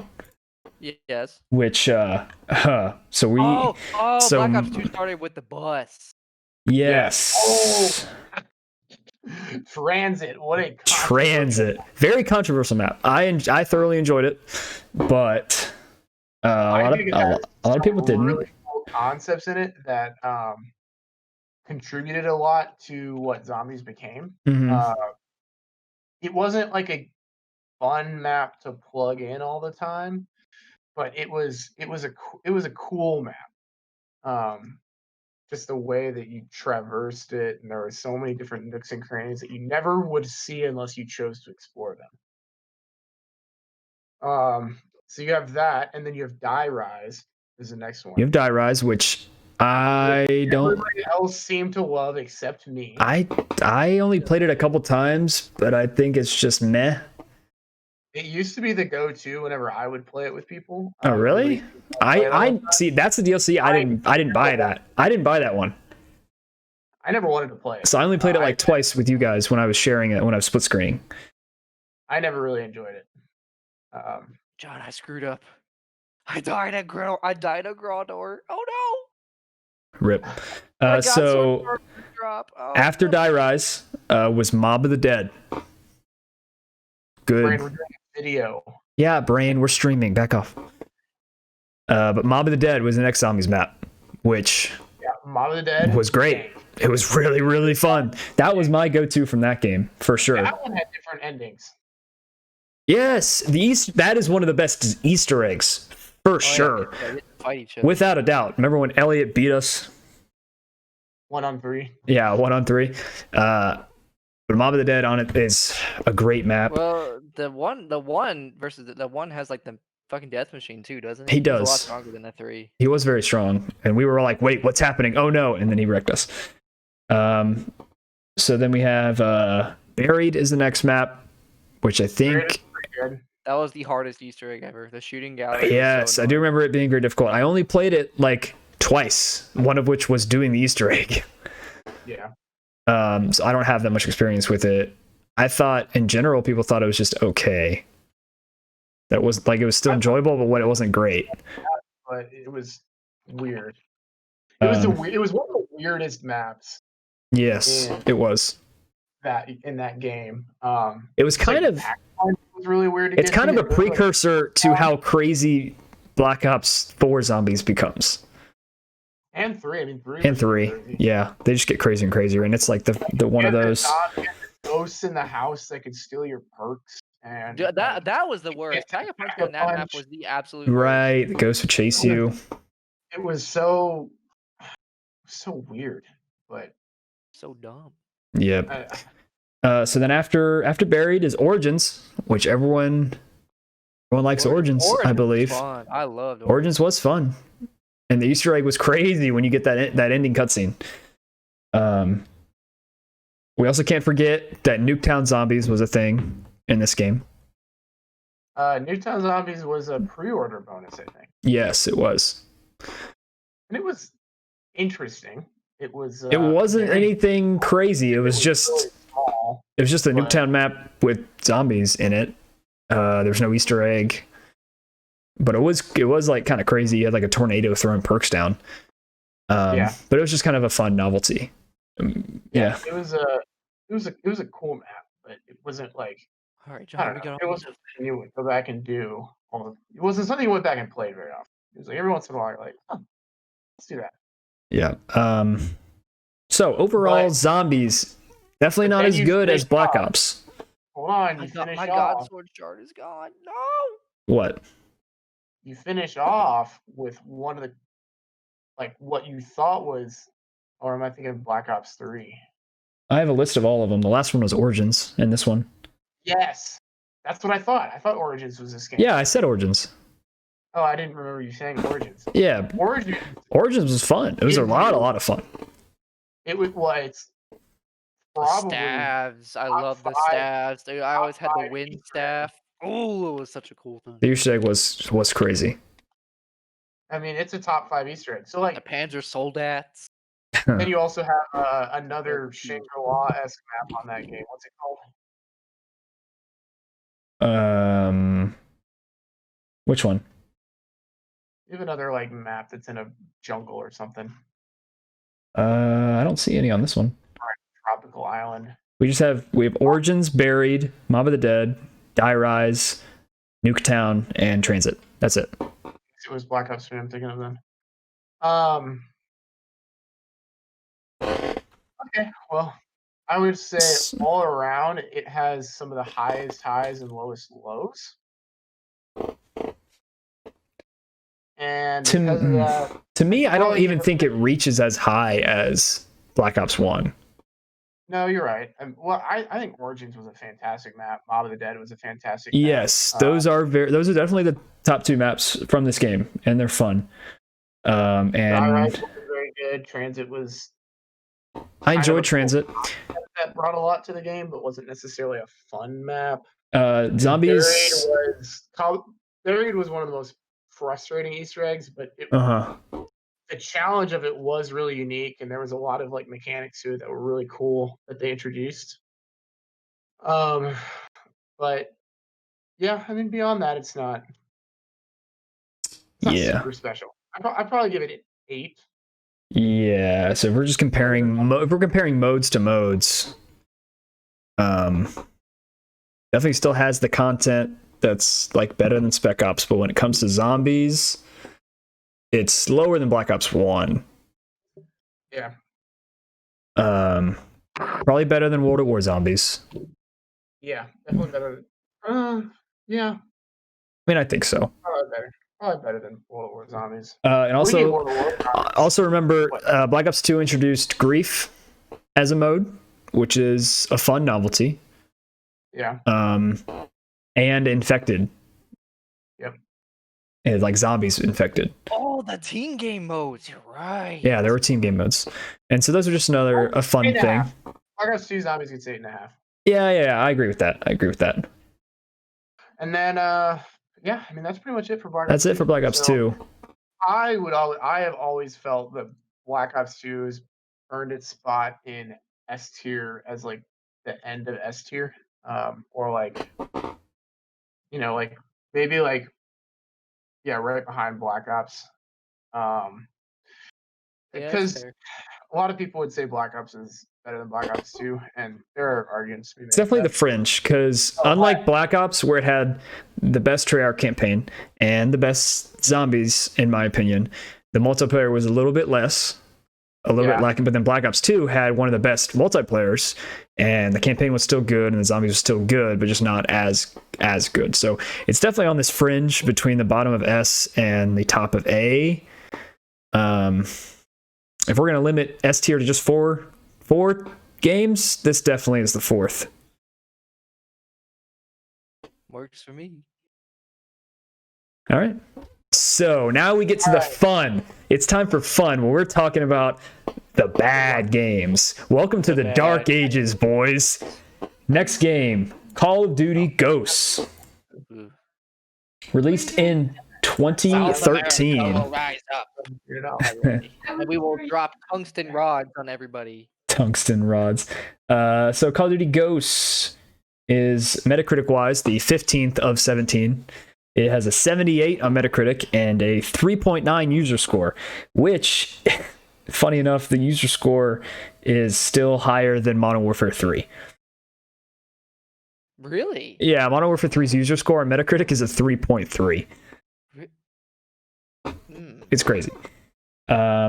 So, Call of Duty Ghosts. Jonathan, I guess Jonathan stepped out for a second. Yeah, he's muted. I think he's talking to his mom. The campaign had big aspirations for what it wanted to be. They were expecting to make a second Call of Duty Ghosts for sure. They left on a cliffhanger. They left on a big cliffhanger, which I like the COD campaigns more than most people, I believe, and so I still enjoyed my time with Call of Duty Ghosts campaign, but it's definitely one of the worst. They call it Ghosts, but like half the game you were going in loud. Yeah, the only time you're stealth is when you have a dog, and they harped really big on this dog and the dog mechanics, but you use him for like 2 missions where you just run up and he's an instant kill, and that's it. That's all you did with the dog. I remember they're showing off at E3 and stuff, just like the dog graphics and like how you would use him, and he'd be so crazy, and they tried to give you sympathy points by having the dog get shot. Yeah, that's right. But then they also try to weave in this story of you're fighting alongside your brother, and then you're going to save your dad. And as you said, yeah, they start off the campaign with this big, like, they don't know how it happened, but he's a ghost, and he killed all these people with these tactics, but you never feel like you're that. You don't get to that level. It's just not that cool. It's not there. I remember the campaign that shows to show how much I remember from it. Yeah. The game. All I remember is the cliffhanger, really, from and the baseball stadium. To, Xbox One. That was like the next gen. Yeah, this is the first Xbox One game. It was. Yeah, you're right. Was so fine. 90% of this campaign unmemorable. You don't care about anything really that's happening. I don't even remember the villain, because there was a main villain. He's the one that you fight at the end, and he kidnaps you and like starts to brainwash you, leaves you in a trench, which I hated the twist at the end that the villain's still alive. And you're like sitting there with your brother, you think you've won, and then all of a sudden he shows up and like punches you and drags you away. It was dumb. I really, really hated that. Oh yeah, that was like a train. Yeah, you fought him on a train at the end. This is the only Call of Duty campaign where I dislike the ending. Not the only, but it's the first. It might be one of the only ones where I actually dislike the ending. So campaign. Poo-poo. 7. Like a 6.5. Yeah, 5. I would say like a 5 or a 6. Yeah. Honestly, because if we're comparing it to all the other campaigns, it's like I'm fine giving it a 5. It is doo-doo. If it had ever been wrapped up, it would have been wrapped up. It would have been better, but because it isn't, there's no weight in the campaign, and so yeah, I'd give it a 5. Yeah. And then you have multiplayer. Multiplayer was not particularly memorable. It was very hated by a lot of people. I remember when they first the leaning mechanics. Right, that was the first game with leaning mechanics. First gun with a built-in suppressor. It's the first Call of Duty. The Honey Badger was. It's first multiplayer that has some destructible cover, or like some maps can be altered. Like 2 things. Yeah, like 2 things, but it wasn't. It existed. There was the Chem Strike, which was the Moab of this game. Moab, yeah. The Odin, which was the tungsten rod. Not a single map stands out as being better than all the others multiplayer wise. There was one that was like a dome. There was one that was like a dome reskin. Oh yeah. First multiplayer where you can play as a female in multiplayer. Just saying. Ooh. Just saying. Oh, yeah, they added skins to this. That's right. I mean, you could play as like Zakayev and stuff, and I think towards the end. Part of Ghost Challenge was they released it on 2 different consoles, and those 2 consoles did not interact. So like if you played on 360, you played with 360. If you played on 1, you played it with 1, and it just split their player base. So it was kind of doomed to fail from the beginning.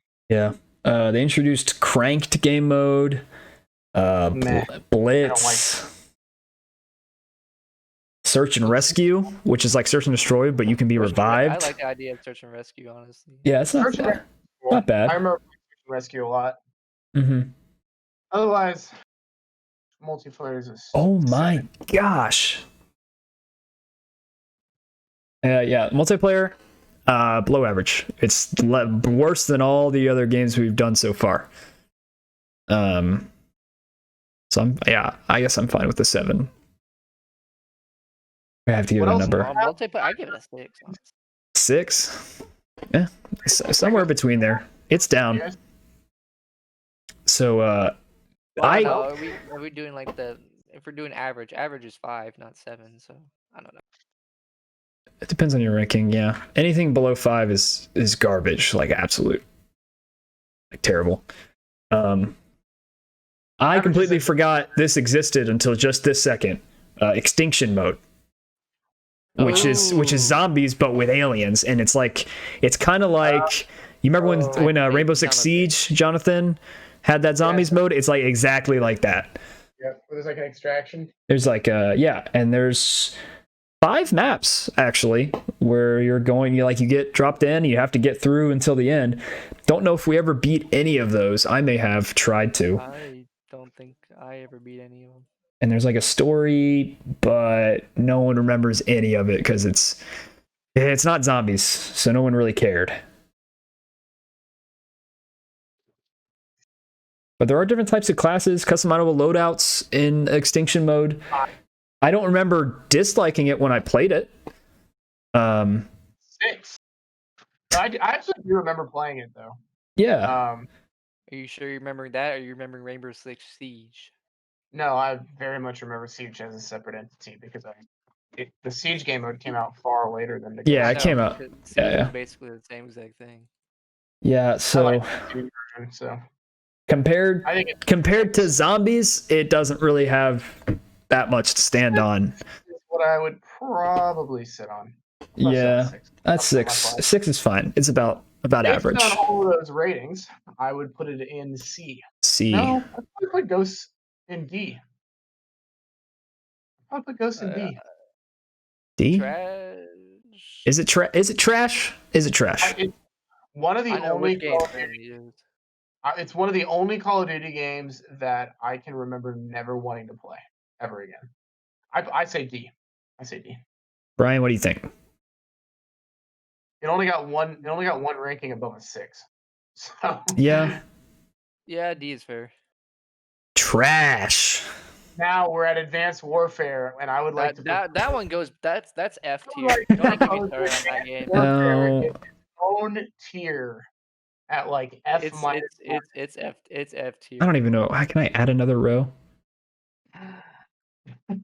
No, it's like Shadow Realm. It's gotta go to the Shadow Realm. It's gotta go in the Shadow Realm.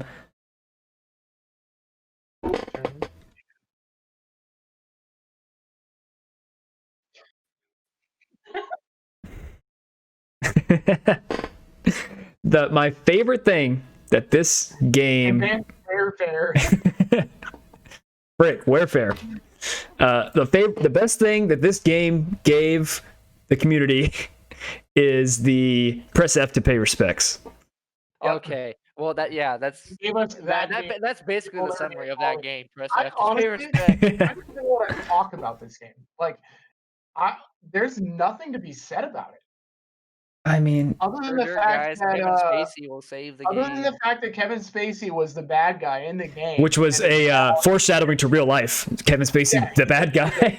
Predator. Other than that, there's nothing to be said about that game. Terrible. Hey, you guys want to know? You guys want to know something? The Metacritic is a 83, and the user score is a 5.7, and those are the exact same numbers that Black Ops 2 has. All right, I'm angry, so let's move on. Black Ops 3, you don't want to talk about it at all? Nothing? No, I seriously really don't want to talk about Advanced Warfare. It was that. It's the first game. 6 hours into that multiplayer. That's it. I put 6 hours in that multiplayer.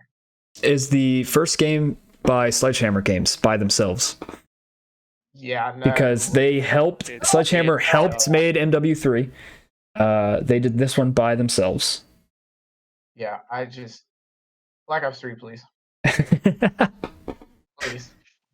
I don't want to talk about it at all. They got the movement down pat a little, or sorted out a little bit more. It was better than Advanced Warfare's movement. Oh no, Black Ops 3 is gonna keep doing that, garbage with the jetpacking. But Black Ops 3 actually felt good with the jetpacking, unlike Advanced Warfare. Very stiff. Yeah, there's really not much. I felt like in Advanced Warfare, yes, I'm still talking about it, they really wanted the campaign to be like a movie, kind of. They wanted you to care that Kevin Spacey was in it and care about him. And the cutscenes, I remembered specifically, were such a higher quality than the actual in-game footage. Because they had actual actors like Kevin Spacey, like actual acting it out. And it was also pretty generation he was going to be the villain. It was a big step because it was the first game that had its main release on the next gen. So it was the first big step in a while, graphics wise. Yeah. So that's the only redeeming factor I'd give Advanced Warfare. And I would say the campaign was better than Ghosts. Kevin Spacey is Kevin Spacey, and the story was kind of like, this privatized military. And you get a you could see the plot from like a metal mile arm. away. I mean, obviously, it was so obvious. When you see Kevin Spacey in it, he's the bad guy instantly. And it's like, oh, we were at a funeral for your brother or whatever, and hey, come work for us. We're this big tech company with all this military stuff. What could go wrong? And kind of what I was saying with Modern Warfare 3, the trend of just these giant action set pieces, that's kind of all that Advanced Warfare was. They had some cool gadgets I remember using. There was like a tutorial mission with your robot arm. But the only thing I can remember after that is F to pay respects and dropping Kevin Spacey off at the end. Yeah, and the only other thing that I can remember from multiplayer is ground pounding, and that was one of the stupidest mechanics that you could ever add to a Call of Duty game. And Advanced Warfare, the whole thing with the jetpack is, the theory is that Titanfall came out and Call of Duty was like, oh shoot, jetpacks are cool. Throw it. We gotta have a jetpack. We gotta do it. That's the theory anyway. So campaign, I would give it like a 7. Plus. Because I think it's better than Ghosts. Campaign is like a 7 or maybe a 6.5. Multiplayer, probably like a 5. 4. 4. This is the worst multiplayer in the history of Call of Duty, I think. And then There's also 2 co-op modes. There's Exo Survival. I hate that they call it Exo. Like, we know you have exoskeleton suits. Exo Survival, which is a co-op mode, which is just survival. Yeah, and there was Exo Zombies. Yeah, Exo Zombies. I actually heard Exo Zombies was kind of decent, but I refused to. I played it. It was okay. Enough to play it. There was 4 maps, actually. Four Exo Zombies maps. I don't remember anything about anything except the first one. I think I only played the first one. There was like this gas, and if you got hit by a certain zombie, you had to go into this chamber, or else you would die of like poison or something. So it didn't stand out, but it was there. I feel like you just distracted when there were like 5 minutes of talking Advanced Warfare out of me. That's 5 minutes of our lives that we will not get back. What did we give Ghosts? 5 minutes of the viewers' lives. Zombies, the viewer. We have 1. I've got 1. Don't worry. It's. I think it's just brain. But I give the Exo Zombies like a 5. Okay, so overall, Advanced Warfare stays in its own bottom tier. Yeah, fair enough. Let's go to Black Ops 3. Black Ops 3, where the multiplayer took what Advanced Warfare did and did it a whole lot better. I got Dark Matter in that game. It was pretty cool. Campaign, I don't remember at all. Yeah, the campaign is less. These are where the campaigns get a lot less memorable. Yeah. But I do remember enjoying, like, not disliking my time with the campaign. The campaign was all weird. I remember. It is all weird. You're playing as Mason's son, right? And like you go into like Dreamland, and things just make no sense. And there's like implants or some kind of biotic stuff in you or something. I can't. Wait, are you playing as Mason's son? No, you play as Mason's son in Black Ops 2. Black Ops 2, yeah. This one has nothing to do with the old characters. But you do have the guy, yeah, and you have like these dream sequences because technology has advanced so far. They put like this chip in your mind. Mind control. Whoa.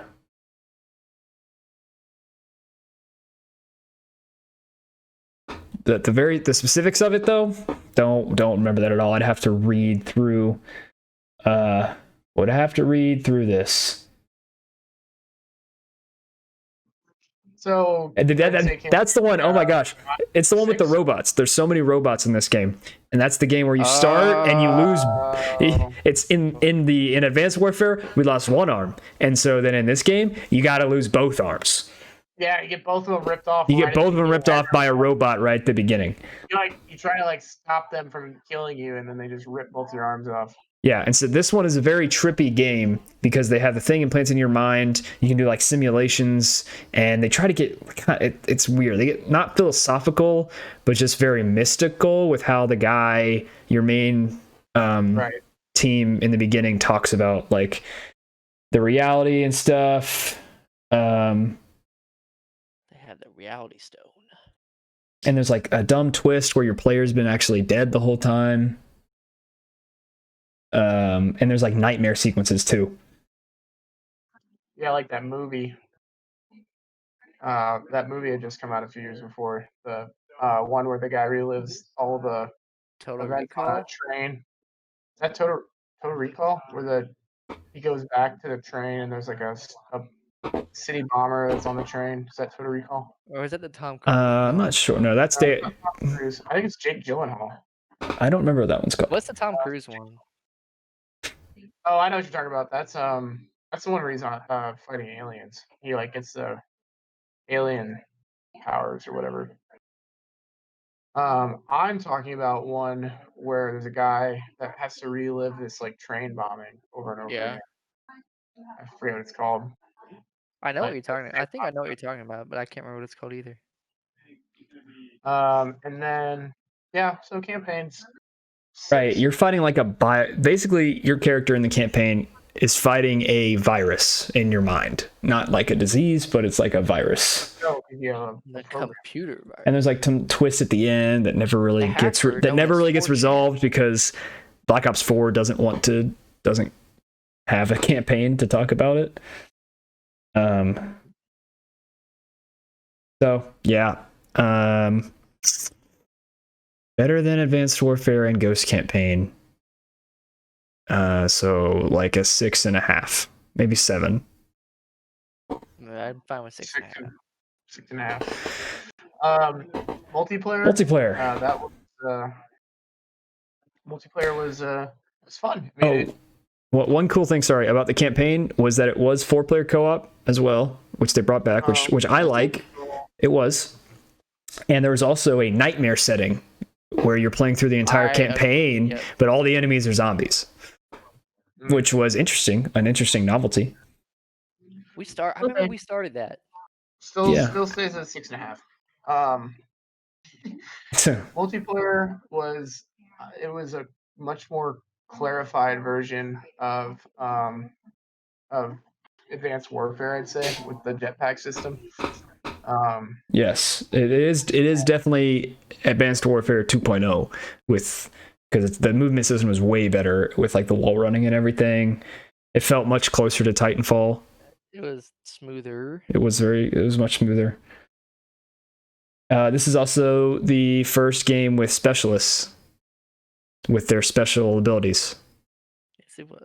Like slamming the things into the ground and getting that insta-kill revolver and such stuff like that. Could like go back to a previous position. Yep. There was 9 of them, and then a 10th one was added as DLC. The Joker like art challenges. They were cool. It was a cool multiplayer. The only real complaint I had with that multiplayer was it was another multiplayer that had that was one of the multiplayers that had loot boxes, right? Yes. Yeah. So yeah, that was you couldn't even get any of the cool shit. Yeah, I would say that was my biggest complaint with it. Otherwise, it was fun. I don't think there's anything like the game balance in it wasn't great.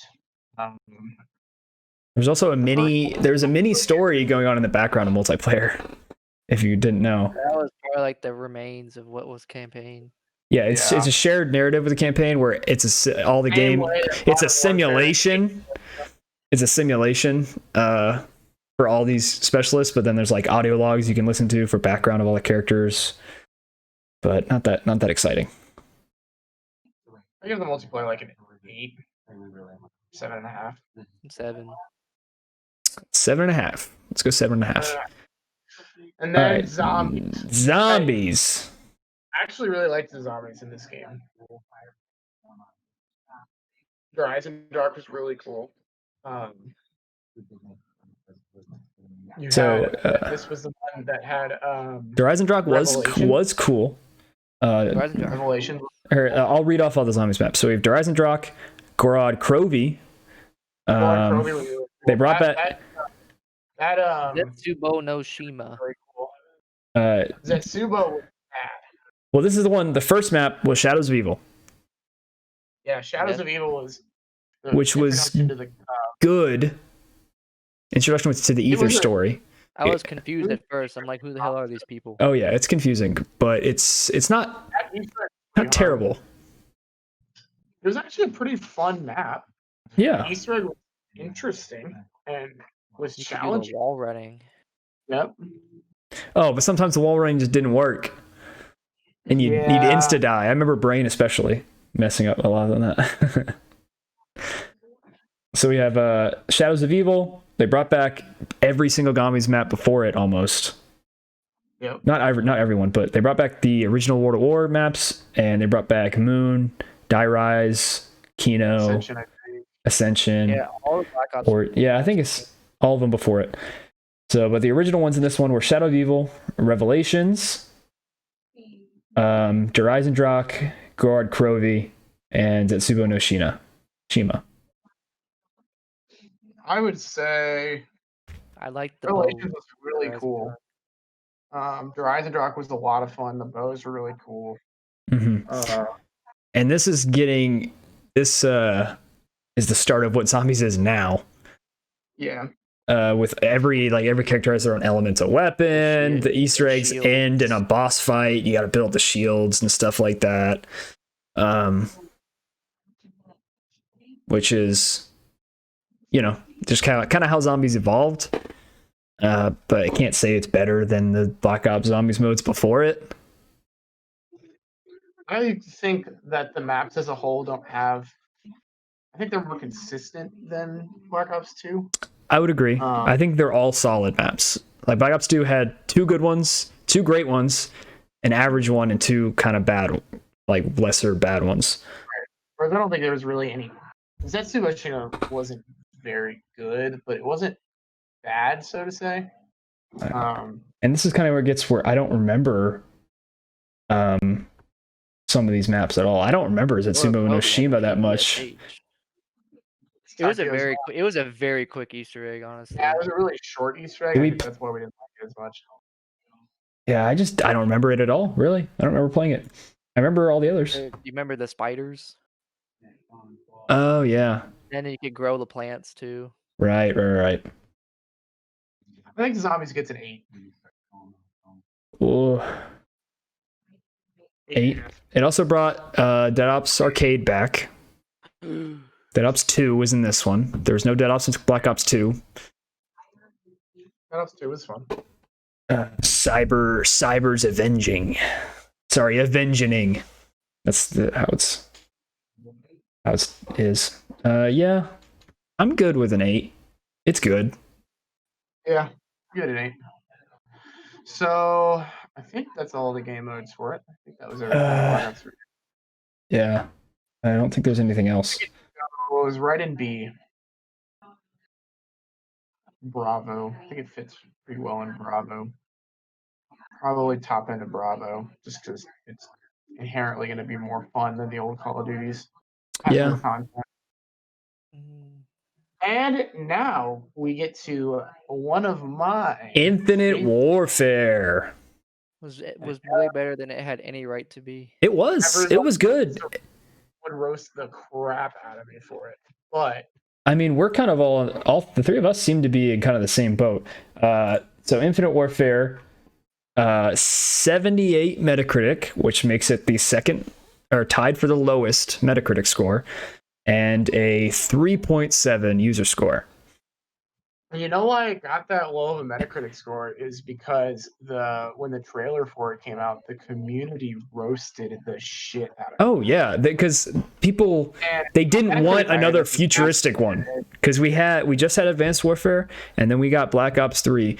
I think the player base did not want another futuristic one, but instead they went the farthest into the future of any other game before it, and people just hated that instantly. And they were like, nope, don't want it, it's bad. It was the most disliked video on YouTube when it came out. Yeah, it definitely is. It still? What? I doubt it. It's the most disliked video game thing for sure. So the campaign in it was really good. It was cool. It was. It was. You had like all these new like difficulties as you progress. You had like realistic difficulty. Oh, I liked the challenge of realistic difficulty because it was the most in-depth difficulty setting of any campaign, as in you get shot. Yeah, you get shot in specific body parts and that affects your gameplay. Like you get shot in the leg, you can't run and you're limping. You get shot in the arm, you can only hold the gun with one hand, and so you're just super inaccurate. So it was very difficult. And there's another setting above realism where it's realism, but you can't die at all, or you restart from the beginning of the mission or something like that.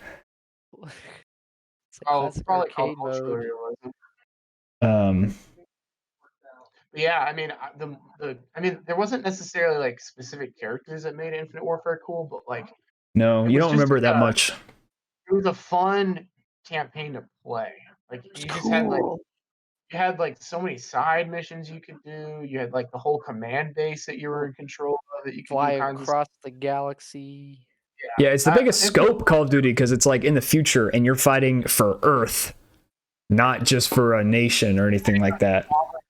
That own like the moon and Mars and all this crap. The zero gravity parts were cool. Yeah, they were difficult to adjust to, but they were cool. Yeah, once you got used to them, they're cool settings. I mean, I think the campaign is one of the better ones, like since like the Black Ops 2, Black Ops 1 area. I mean, like I don't know, I think the campaign's deserving of it, like an 8-ish. And I remember they had the classic snarky robot. Yep. Throughout the game, he was your companion, and then he sacrificed himself at the end. And I was like, "No, Robot Man, no!" So like, I can't recall the specifics of the campaign at all. Any characters or exactly what's happening? Aren't you fighting with like Mars or something like that? Fighting a nation that has Mars, and I can't remember if it's like a specific earthen nation that has Mars, or if it's just like a new colony of Mars that is a conglomeration of nationalities. But Mars basically decides.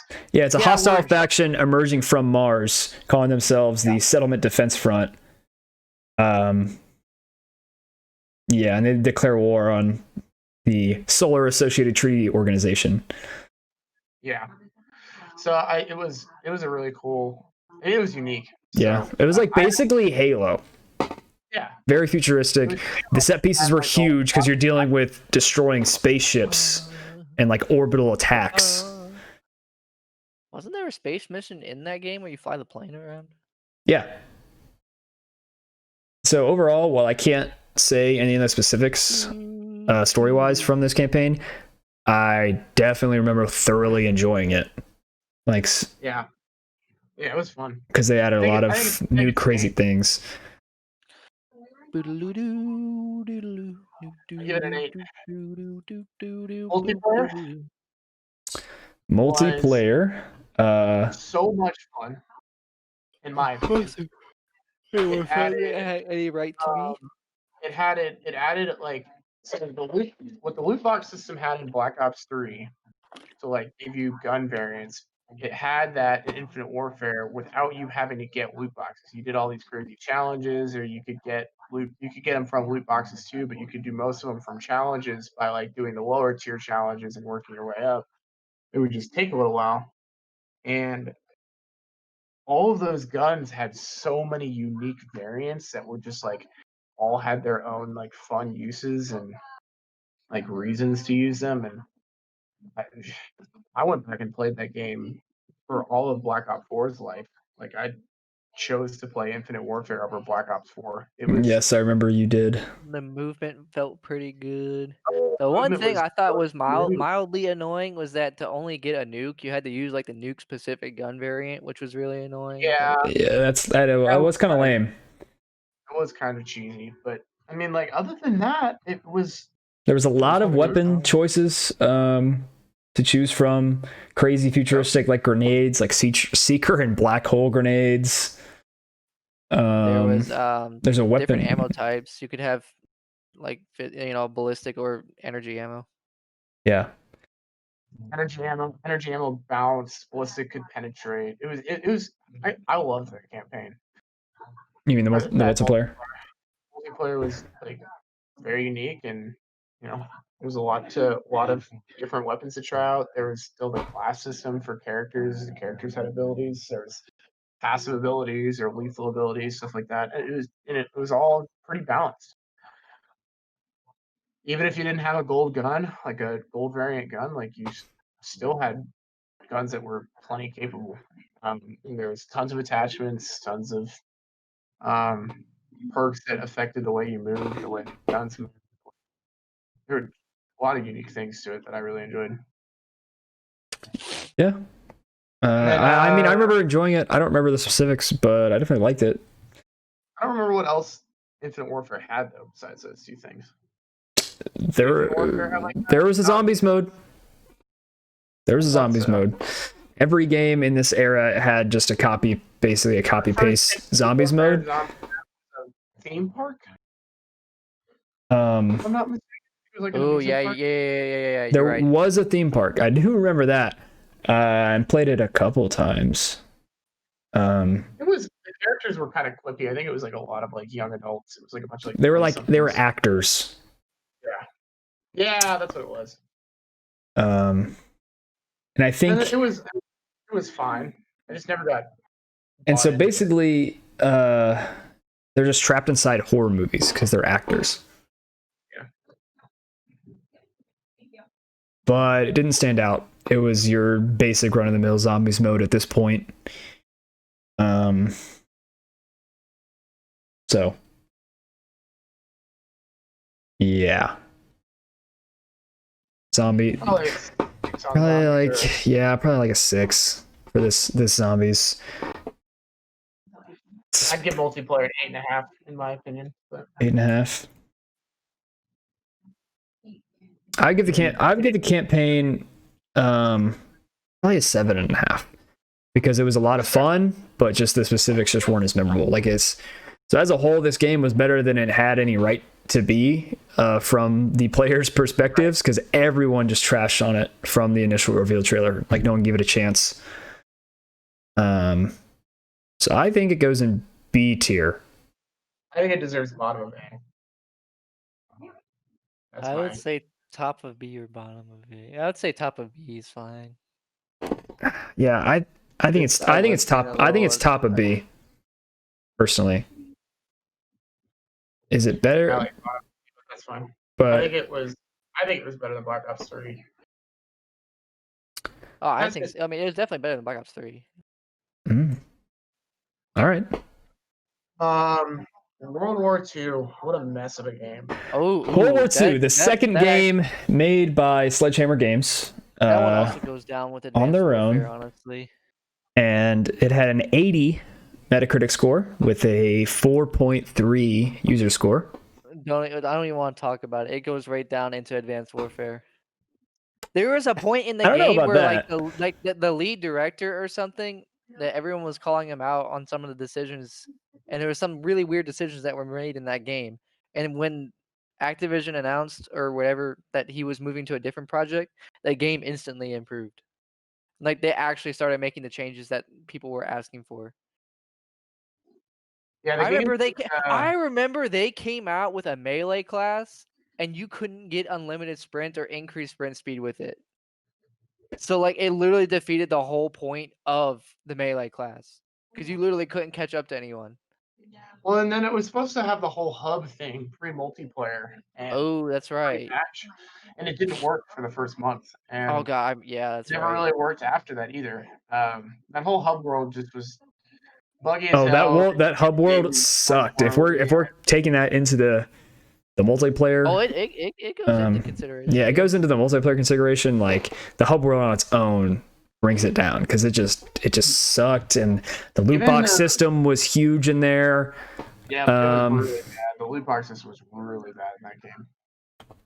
So yeah, campaign wise, it's I never even finished the nothing campaign. Special. Nope. It is nothing special. It was the first first World War II, obviously campaign in a while, but it does nothing about it stands out as compared to like World at War. It was the first campaign since Call of Duty 2, Big Red One, to have non-regenerating health in the campaign, which is interesting. Oh, that's right. You had to find like the health packs and shit. Oh, yeah, or get them from your teammates. Oh, fuck this game. So, yeah, I would say the campaign is like almost not very interesting. Almost ghost tier campaign-wise. Dude, we're just putting in Advanced Warfare tier. This thing. We're going to talk about it. We're going to talk about it. Better than Advanced Warfare. I think it might be under Ghost, but it's D tier. It's definitely above Advanced Warfare. So yeah, bottom of detail. Campaign, nothing special. Multiplayer. While I didn't hate the actual mechanics of the multiplayer, the hub world definitely brings it down a lot. Multiplayer itself wasn't that fun though either. None of the guns were It wasn't. Yeah, it was just it was okay. So like I'd give the campaign probably like a 5. I give the multiplayer also a 5.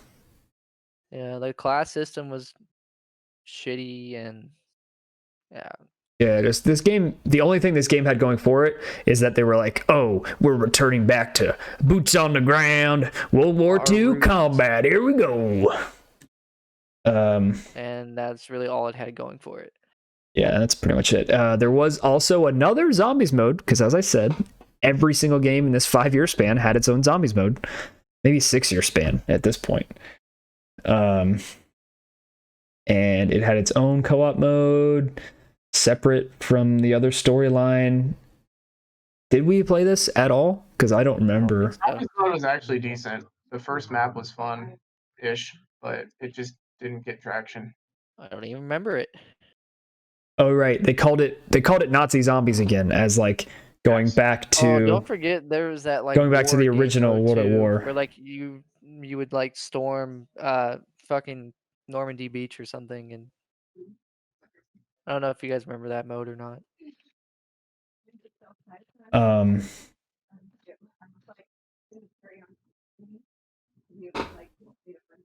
Like you could pick up the flamethrower too and just like roast people. Oh, I remember this zombies mode. I think. I honestly.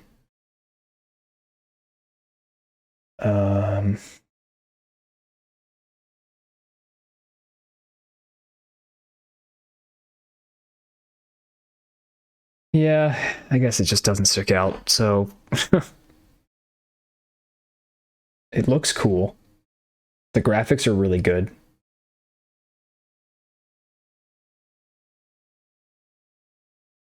All right.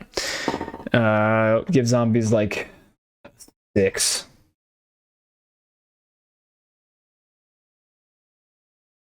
Hello? I think John. I don't know. Oh, John's muted. I don't even remember the zombies game mode, so it's like a 2 for me. Well, 2 means you remember it for being bad. It's not that bad. It's like a 5 or a 6. So overall, this game, D tier. Definitely D. All right. I didn't even put anything in C tier. Nope, not yet. Black Ops 4 campaign gets a 1.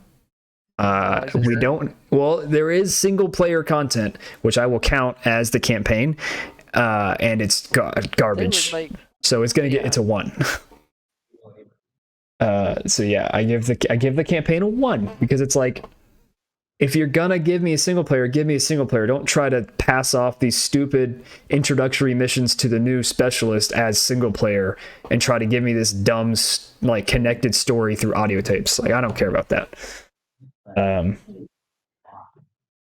So this game is also well, we're not on multiplayer yet. Well, I mean, campaign is like a 1. Multiplayer, go ahead, Brian. Dude, this game was like the fucking king of magic bullets. I swear to God. Multiplayer was a 5. It was entirely based on stem off in time. None of the guns. Dude, like when the donkey video, I just watched that today like, again. Fun and poking at the magic bullets, it's a problem. Yeah, it's the same specialist system as Black Ops 3, but just worse. What else was weird and wonky? People would always get left on like 1 health for some reason, and it's just like all the new weapons they released were behind loot boxes, and they released a lot of new weapons that would be really cool to play with, but nope, loot box, bitch. Blackout was okay, but I lost interest in it really quick. Yeah, I mean, I'd say Blackout was fun, and they added a Mob of the Dead Blackout map, which was it was very barren overall. So I think Blackout adds to the multiplayer value, so it raises the score, but not that much. I think this game is where we get to put something in C tier. That's what I was thinking too. I looked at it. So Zombies was very Zombies was. I think Zombies was good. I liked it. From a lot of the Zombies YouTubers, I think they were kind of iffy on it, but like I enjoyed it. Yeah, this introduces the chaos storyline. But I thought the Zombies was good. I thought it was pretty good. Mm-hmm. I don't think it was better than Black Ops 3, but I do think it was better than Black Ops 2. So it puts it on the bottom half, but it isn't. Black Ops 2 had Origin. Origins is the only thing that makes it good. Well, for the most part. Black Ops 2 had Mob of the Dead. But Black Black Ops 4, I like the zombies a good bit. Other than when it was broken. I did like it. All the mainline Black Ops games have good zombies. All the other games that try to just shoehorn in their own zombies mode, like these 3 down here in the bottom tiers, and Infinite Warfare, they're all like forgettable at best. Because they're not real zombies mode. So, yeah. What would we give multiplayer? Like 5. I would say with 6. I'd say 6 with Blackout. Because at the time it was not a bad battle royale. It was pretty accessible for Call of Duty players. I think. Anyway. And then we have campaigns definitely down there, but zombies mode we give like what, a 7.5 or an 8? Probably an 8. I think an 8. I'm fine with 7. Oh, I'm not sure. Because if you the fucking Voyage of Despair Easter egg was way harder than it should have been. This is where it gets into the super, like, I don't want to say convoluted because they've already been convoluted, but they're just kind of crazier and crazier, and they always end in like a boss fight of some sort. Like, you're guaranteed to end in a boss fight at this point. Yeah, I don't really have anything special else to add to it. What would you give the zombies, John? I would give it a 7.5. All right, 7.5. Well, if we're including my single player score, no, it doesn't count. Okay, fine. I just don't want to have single player mode. Really. I mean, I don't like it. I think it lowers the value because of that. I mean, I don't think it's worse than Ghost or World War II, so I guess it just kind of has to stay here. Yep. All right. So, Modern Warfare. Let's see what we got here. To me, not to most, but to me, Modern Warfare was kind of a little bit of a return to form for Infinity Ward. I would agree. I guess because it certainly brought a lot of attention back to the Call of Duty franchise and kind of because they made Modern Warfare 3, and then they made Ghosts, which is disliked by most. They make Infinite Warfare, which is bipolar, like polarizing of the fan base. And now they're making Modern Warfare, just a remake of their original COD 4 game, which is in the big boys. So the campaign, it was fun. Very good. It was an above average campaign, for sure. Because the one house mission. The stealth mission was a lot of fun. Realistic campaign to show you. It was a realistic campaign. Are some of the best graphics of any shooter out. Yeah, I think Modern Warfare looks better than Cold War. Yes. It is miles ahead of Cold War. Cold War looks like fucking Black Ops 2. Yeah.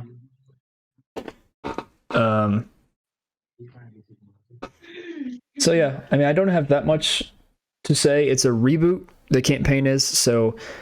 The only reason you care about the characters is because I'm just talking about the campaign wise.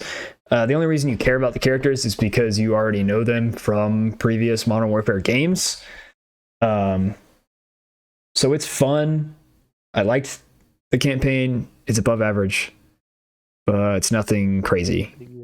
Nothing crazy good. It's still not as good as MW3's campaign, I would say. Mildly short. It was pretty short. So maybe like a 7.5. Maybe I'm fine with 7.5. Better than Infinite Warfare's, not as good as Modern Warfare 3's, in my opinion, if we're looking at the tiers. So, multiplayer, Brian. Ooh. Go ahead. What do you have? It started out rough, that's for sure. And It definitely had its rough spots. That's for sure. Don't even get me started on the spawns, because good God, they were fucking awful. Oh my There's some God. bad maps. Oh my God. Oh, okay.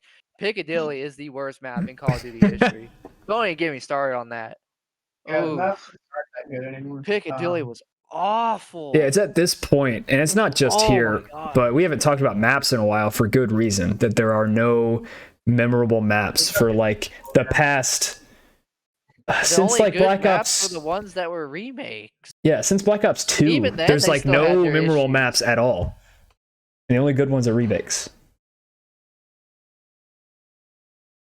So, yeah.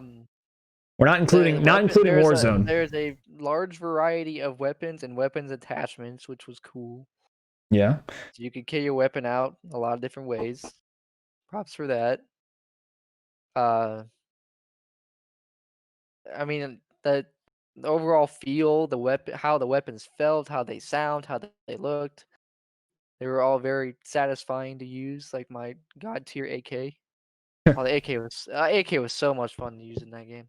The M4A1 was super overused in the early game. The 725, don't even get me started. Fuck the 725. I still refuse to use that gun just of how salty it made me. Claymores were super rampant in the beginning, which was super frustrating. And then you have Warzone. And Warzone has been... We're getting to that. We're still talking about multiplayer, but when we get to that transition where Warzone was added. To me, I was considering whether we want to take Warzone into account for this or make it as it's a part of it. Well, it's kind of its own thing. At this point, you can download it on its own, and now it's also included in Cold War. Everything from Modern Warfare, though. And I'm skeptical to say it's going to be everything from Cold War. I'm reserving judgment until I see it, because I think it's going to be an absolute shit show when they fucking bring that stuff in. I mean, I'm not even going to consider it in Cold War as like a ranking.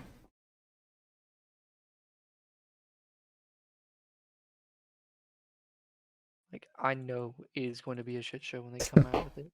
It is going to be a shit show.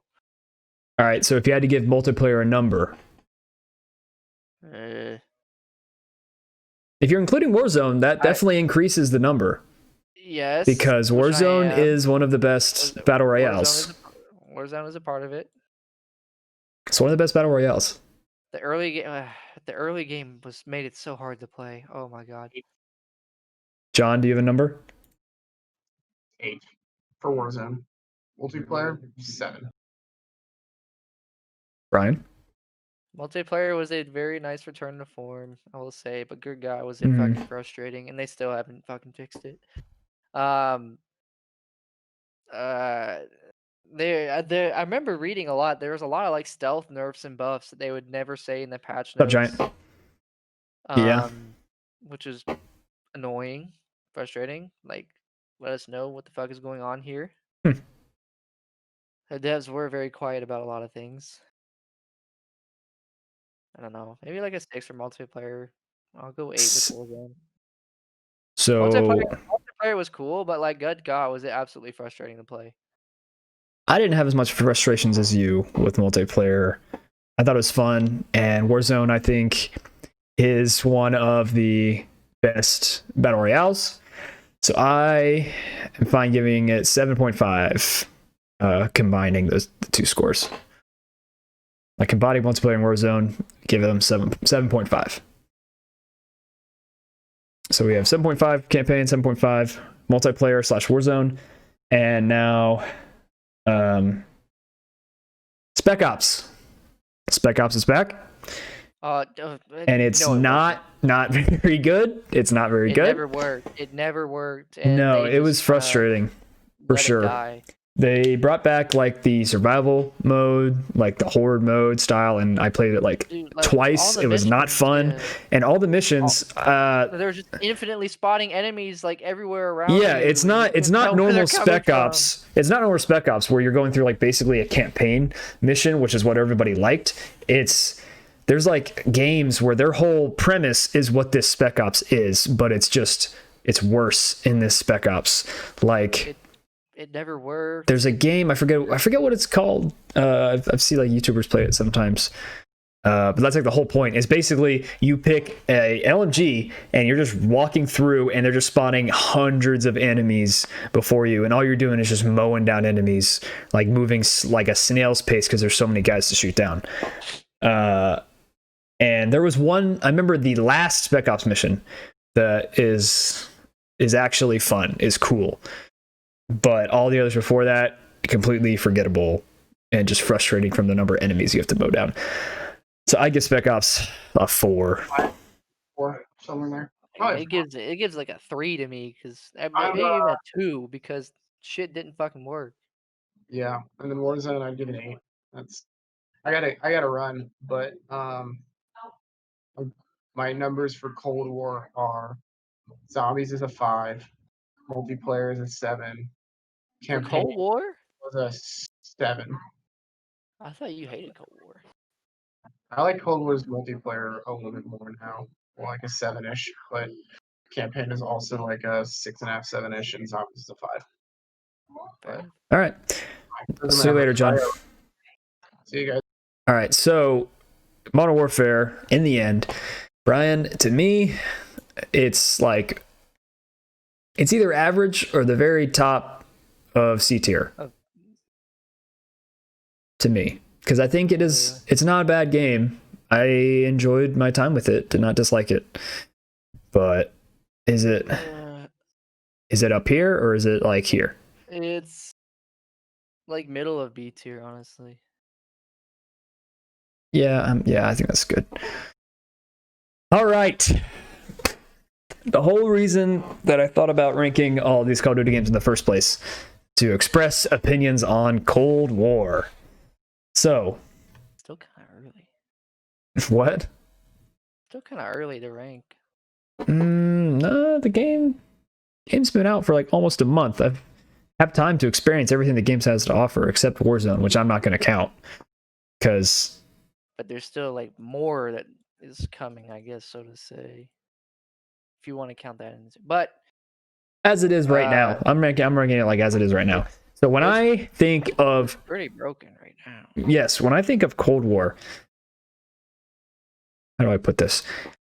It is the definition of copy and paste from Treyarch. And the more that I play it or the more that I think about it, the less I find myself liking it, and the more I think of it as a below average like game. Yeah. Like the campaign, well, not bad. It's not the worst. Great. It's just, as I was saying with this copy and paste, it's a Treyarch campaign, and they try to hit you with this big twist that the character like was brainwashed. Whoa, Black Ops 1, crazy stuff. They hit you with like the same exact twist, and they throw you in with the characters. Like they bring Mason and Woods back for absolutely like no reason. They don't do anything. They're just there to be there. And they're like, hey look, there's Woods and Mason. You like them, right? You like them? Well, they're here. And so like they throw a lot of things just at the wall and hoping that you will like them. But there are some good parts of the campaign too. There is some when you're in the headquarters, which could have been more fleshed out to be way cooler. It was an interesting concept with like picking your mission. Although that really didn't matter at all. It makes you think. It makes you think the optional missions will matter, like solving the puzzle and stuff, which is cool at first. But then when you realize that it means nothing but an extra voice line in the end credits, that it makes it really lame. Yeah. But if you stick around in the headquarters and you go talk to the people that are in there, you can find some cool backstories with them, and then like they can even interact with each other, and you can listen to their conversations and learn more about them that way. And I thought that was cool. Like it made me like the girl a lot, because she went over and had her own conversation with one of the guys, and she had like this scar on her neck because she got her neck slit, and the guy that slit her neck got killed by the other dude, so she thanked him for that. And so I thought that was cool development. I thought we were talking about the Russian headquarter thing. What is this? Because What? I Teddy. was wondering who joined. Teddy, we're ranking the Call of Duties. Give us a second. Okay, sorry. I was just about to get on COD, but All what are right. you guys doing? What are you guys doing? I'm streaming, Teddy. Oh, sup? Sorry, my bad. This is my talk show. I just saw you online, so I was like, oh, let me see what's up. But, Yeah. Okay, good seeing you. See ya. Okay, so yeah, the campaign has these aspirations, but it just leaves so much on the table, and it wants you to think that it's a crazy twist, but it just, as I said. Oh, hey, we discover a big Russian operation of them simulating American cities. Well, that could go somewhere. It goes nowhere. It goes nowhere. It was a fun novelty. Ending, the only decision that really matters is one dialogue option. But as I was saying, with them throwing all that stuff at the wall, here's the things that are added into this campaign that are wasted: the optional missions, the dialogue system, because it doesn't matter which ones you pick first, you're allowed to pick all of them. There's basically a Dishonored 0.25 mission in there where you have to like do the thing. So they throw in like lock picking and murdering people and hiding the bodies. They throw that and it basically goes nowhere. The characters of Woods, Mason, and Zakayev, they're like, oh look, Zakayev's here. You know that guy, right? No, I don't. Yeah, the hiding the bodies part like wasn't even a full mission. It was literally just one area. It was one like, dude. One little block. And they want it, and they give you, and number 5 is your decisions, where only one decision matters, and they make you think all of them matter. Like they give you 4 different options to complete that Dishonored style mission, but it doesn't make a difference at all. You still get found out, and the mission still goes the same way. So it really makes me mad the more that I think about it. So like I enjoyed the campaign, but the more I think about the campaign, the less I like it. And like the crazy Russian ending doesn't even redeem it. So the campaign for me is like a 6.5.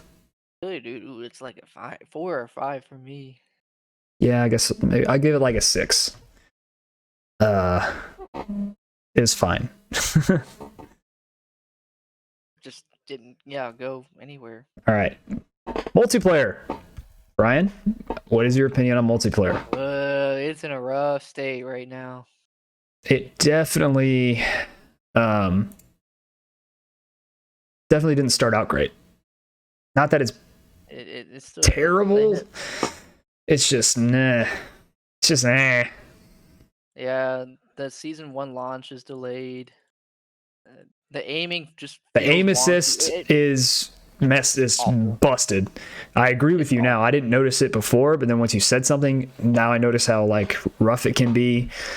There's some bad balancing right now, especially with like don't even get me started on the AUG and the M16. Yeah, it's back to the COD 4 Modern Warfare days where the burst weapons are the best guns because you can just one burst people and they just melt at ridiculous ridiculous range. And they're starting to nerf those things, to be fair, but it was an issue at launch. They did nerf the MP5 a little bit too, but even then it's still pretty strong. Still good. So there's some balancing issues with the guns. None of the maps are memorable at all, and there's not a lot of them. No, there's in the games we've looked, all these games we've been ranking for the past like almost 3 hours now. I was like reading through all the stats, and a lot of them had like 10 to 14 multiplayer maps. This game has like 6. It's even then, like those, some of them are just smaller cutouts of a bigger map. Yeah. So it's just kind of not there. It's not there. Rough play. I mean, you can tell like it was rushed and they had a deadline. Yeah. So I get multiplayer like a 6 or 6.5. What do you think? In its current state, I give it like a 5. Yeah, that's fair. Oh, we didn't even talk about the score streak system. Score streak system where when you die it doesn't reset. Yeah, I don't like that very much. Yeah, it's her. Let's cater to the news. The score streak system on its own already helps. Like, what's the phrase I'm thinking about? not the scoring system. The new way you get XP for kills, like kill streaks. I know, like when you get fucking weapon XP takes fucking forever. Not just that, but XP for a life. Like if you're getting 10 kills in a life, you get 10 times the amount of XP. I hate that. It caps at a certain point. I found that out. It stops at 500. It goes to 500 a kill. Okay, but even still, that promotes camping so much in an already camp-heavy game. That promotes it even more because you want to get your score streaks, obviously, and so to do that, doesn't matter how far in between you get these kills. As long as you're getting these kills on a 5-kill streak or more, you're getting the max XP and you're getting the most kill streaks. So that promotes you just sitting there, like not wanting to be risky or anything, and I don't like that. So, and I'm not including Warzone in this because Warzone is a Modern Warfare thing. It's not even out yet. And it's not even like updated with the Cold War stuff yet.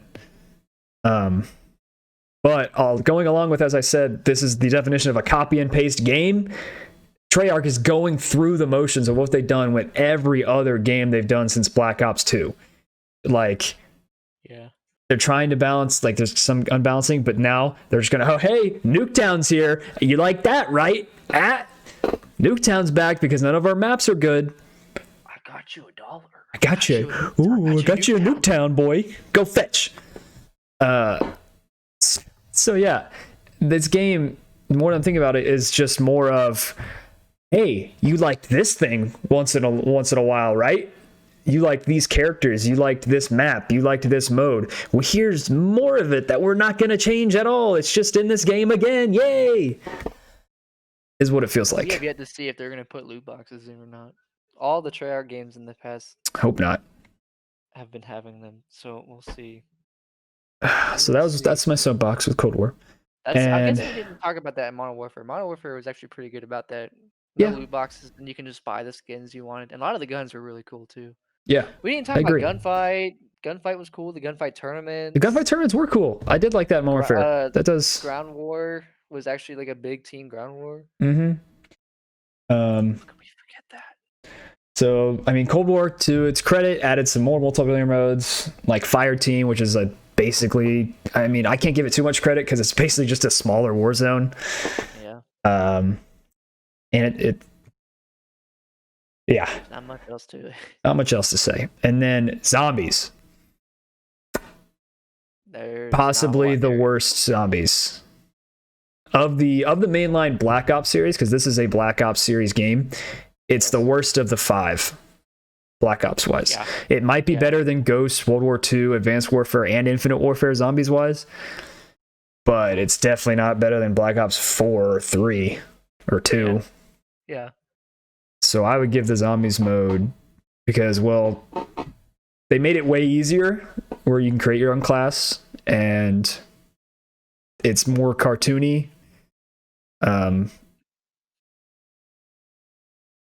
We did mention the graphics a little bit. But something about the graphics just don't look that good. Do you have to have the next gen console for them to look good? Is that it? It's not optimized. On PC, they did recommend for best settings having a 3080. Jeez, I have a 580. Not to mention the install size. We didn't talk about NMW. I forgot about that. How big the fucking downloads were. Well, that's mostly for Warzone, which it does suck that they do that. They're like, you have to play our game because you don't have any space to download other games. You fool, we've got you. Yeah. So Cold War zombies, I don't know. It's rough. Oh, I didn't talk about how I'm running on an Xbox One S, and for some reason, cutscenes are the worst thing in the entire game. The cutscenes never work. And if you are in the game and you press the home button on Xbox and open up the menu on the left, the sound distorts and gets like crackly and staticky. I've never had anything like this in any other game. Cold War keeps crashing my Xbox. I've only had like 2 crashes. Oh, dude, I've had too many to count. So zombies, I'm gonna give a 5. I saw on the subreddit that Cold War actually bricked someone's PS5. And they had to send it back. Wow, crazy. Yeah. So Cold War is just to me, it's a shoveled out copy and paste Treyarch Black Ops game that just didn't have enough time to realize what they actually wanted it to be. So I'm gonna put it right there. Right in C tier. Yeah, that's fair. Yeah. So there we go. That's Gentlemen, there's your tier list, Giant. If you were wondering what the Call of Duty games are. get a print screen of that. Save it for your records.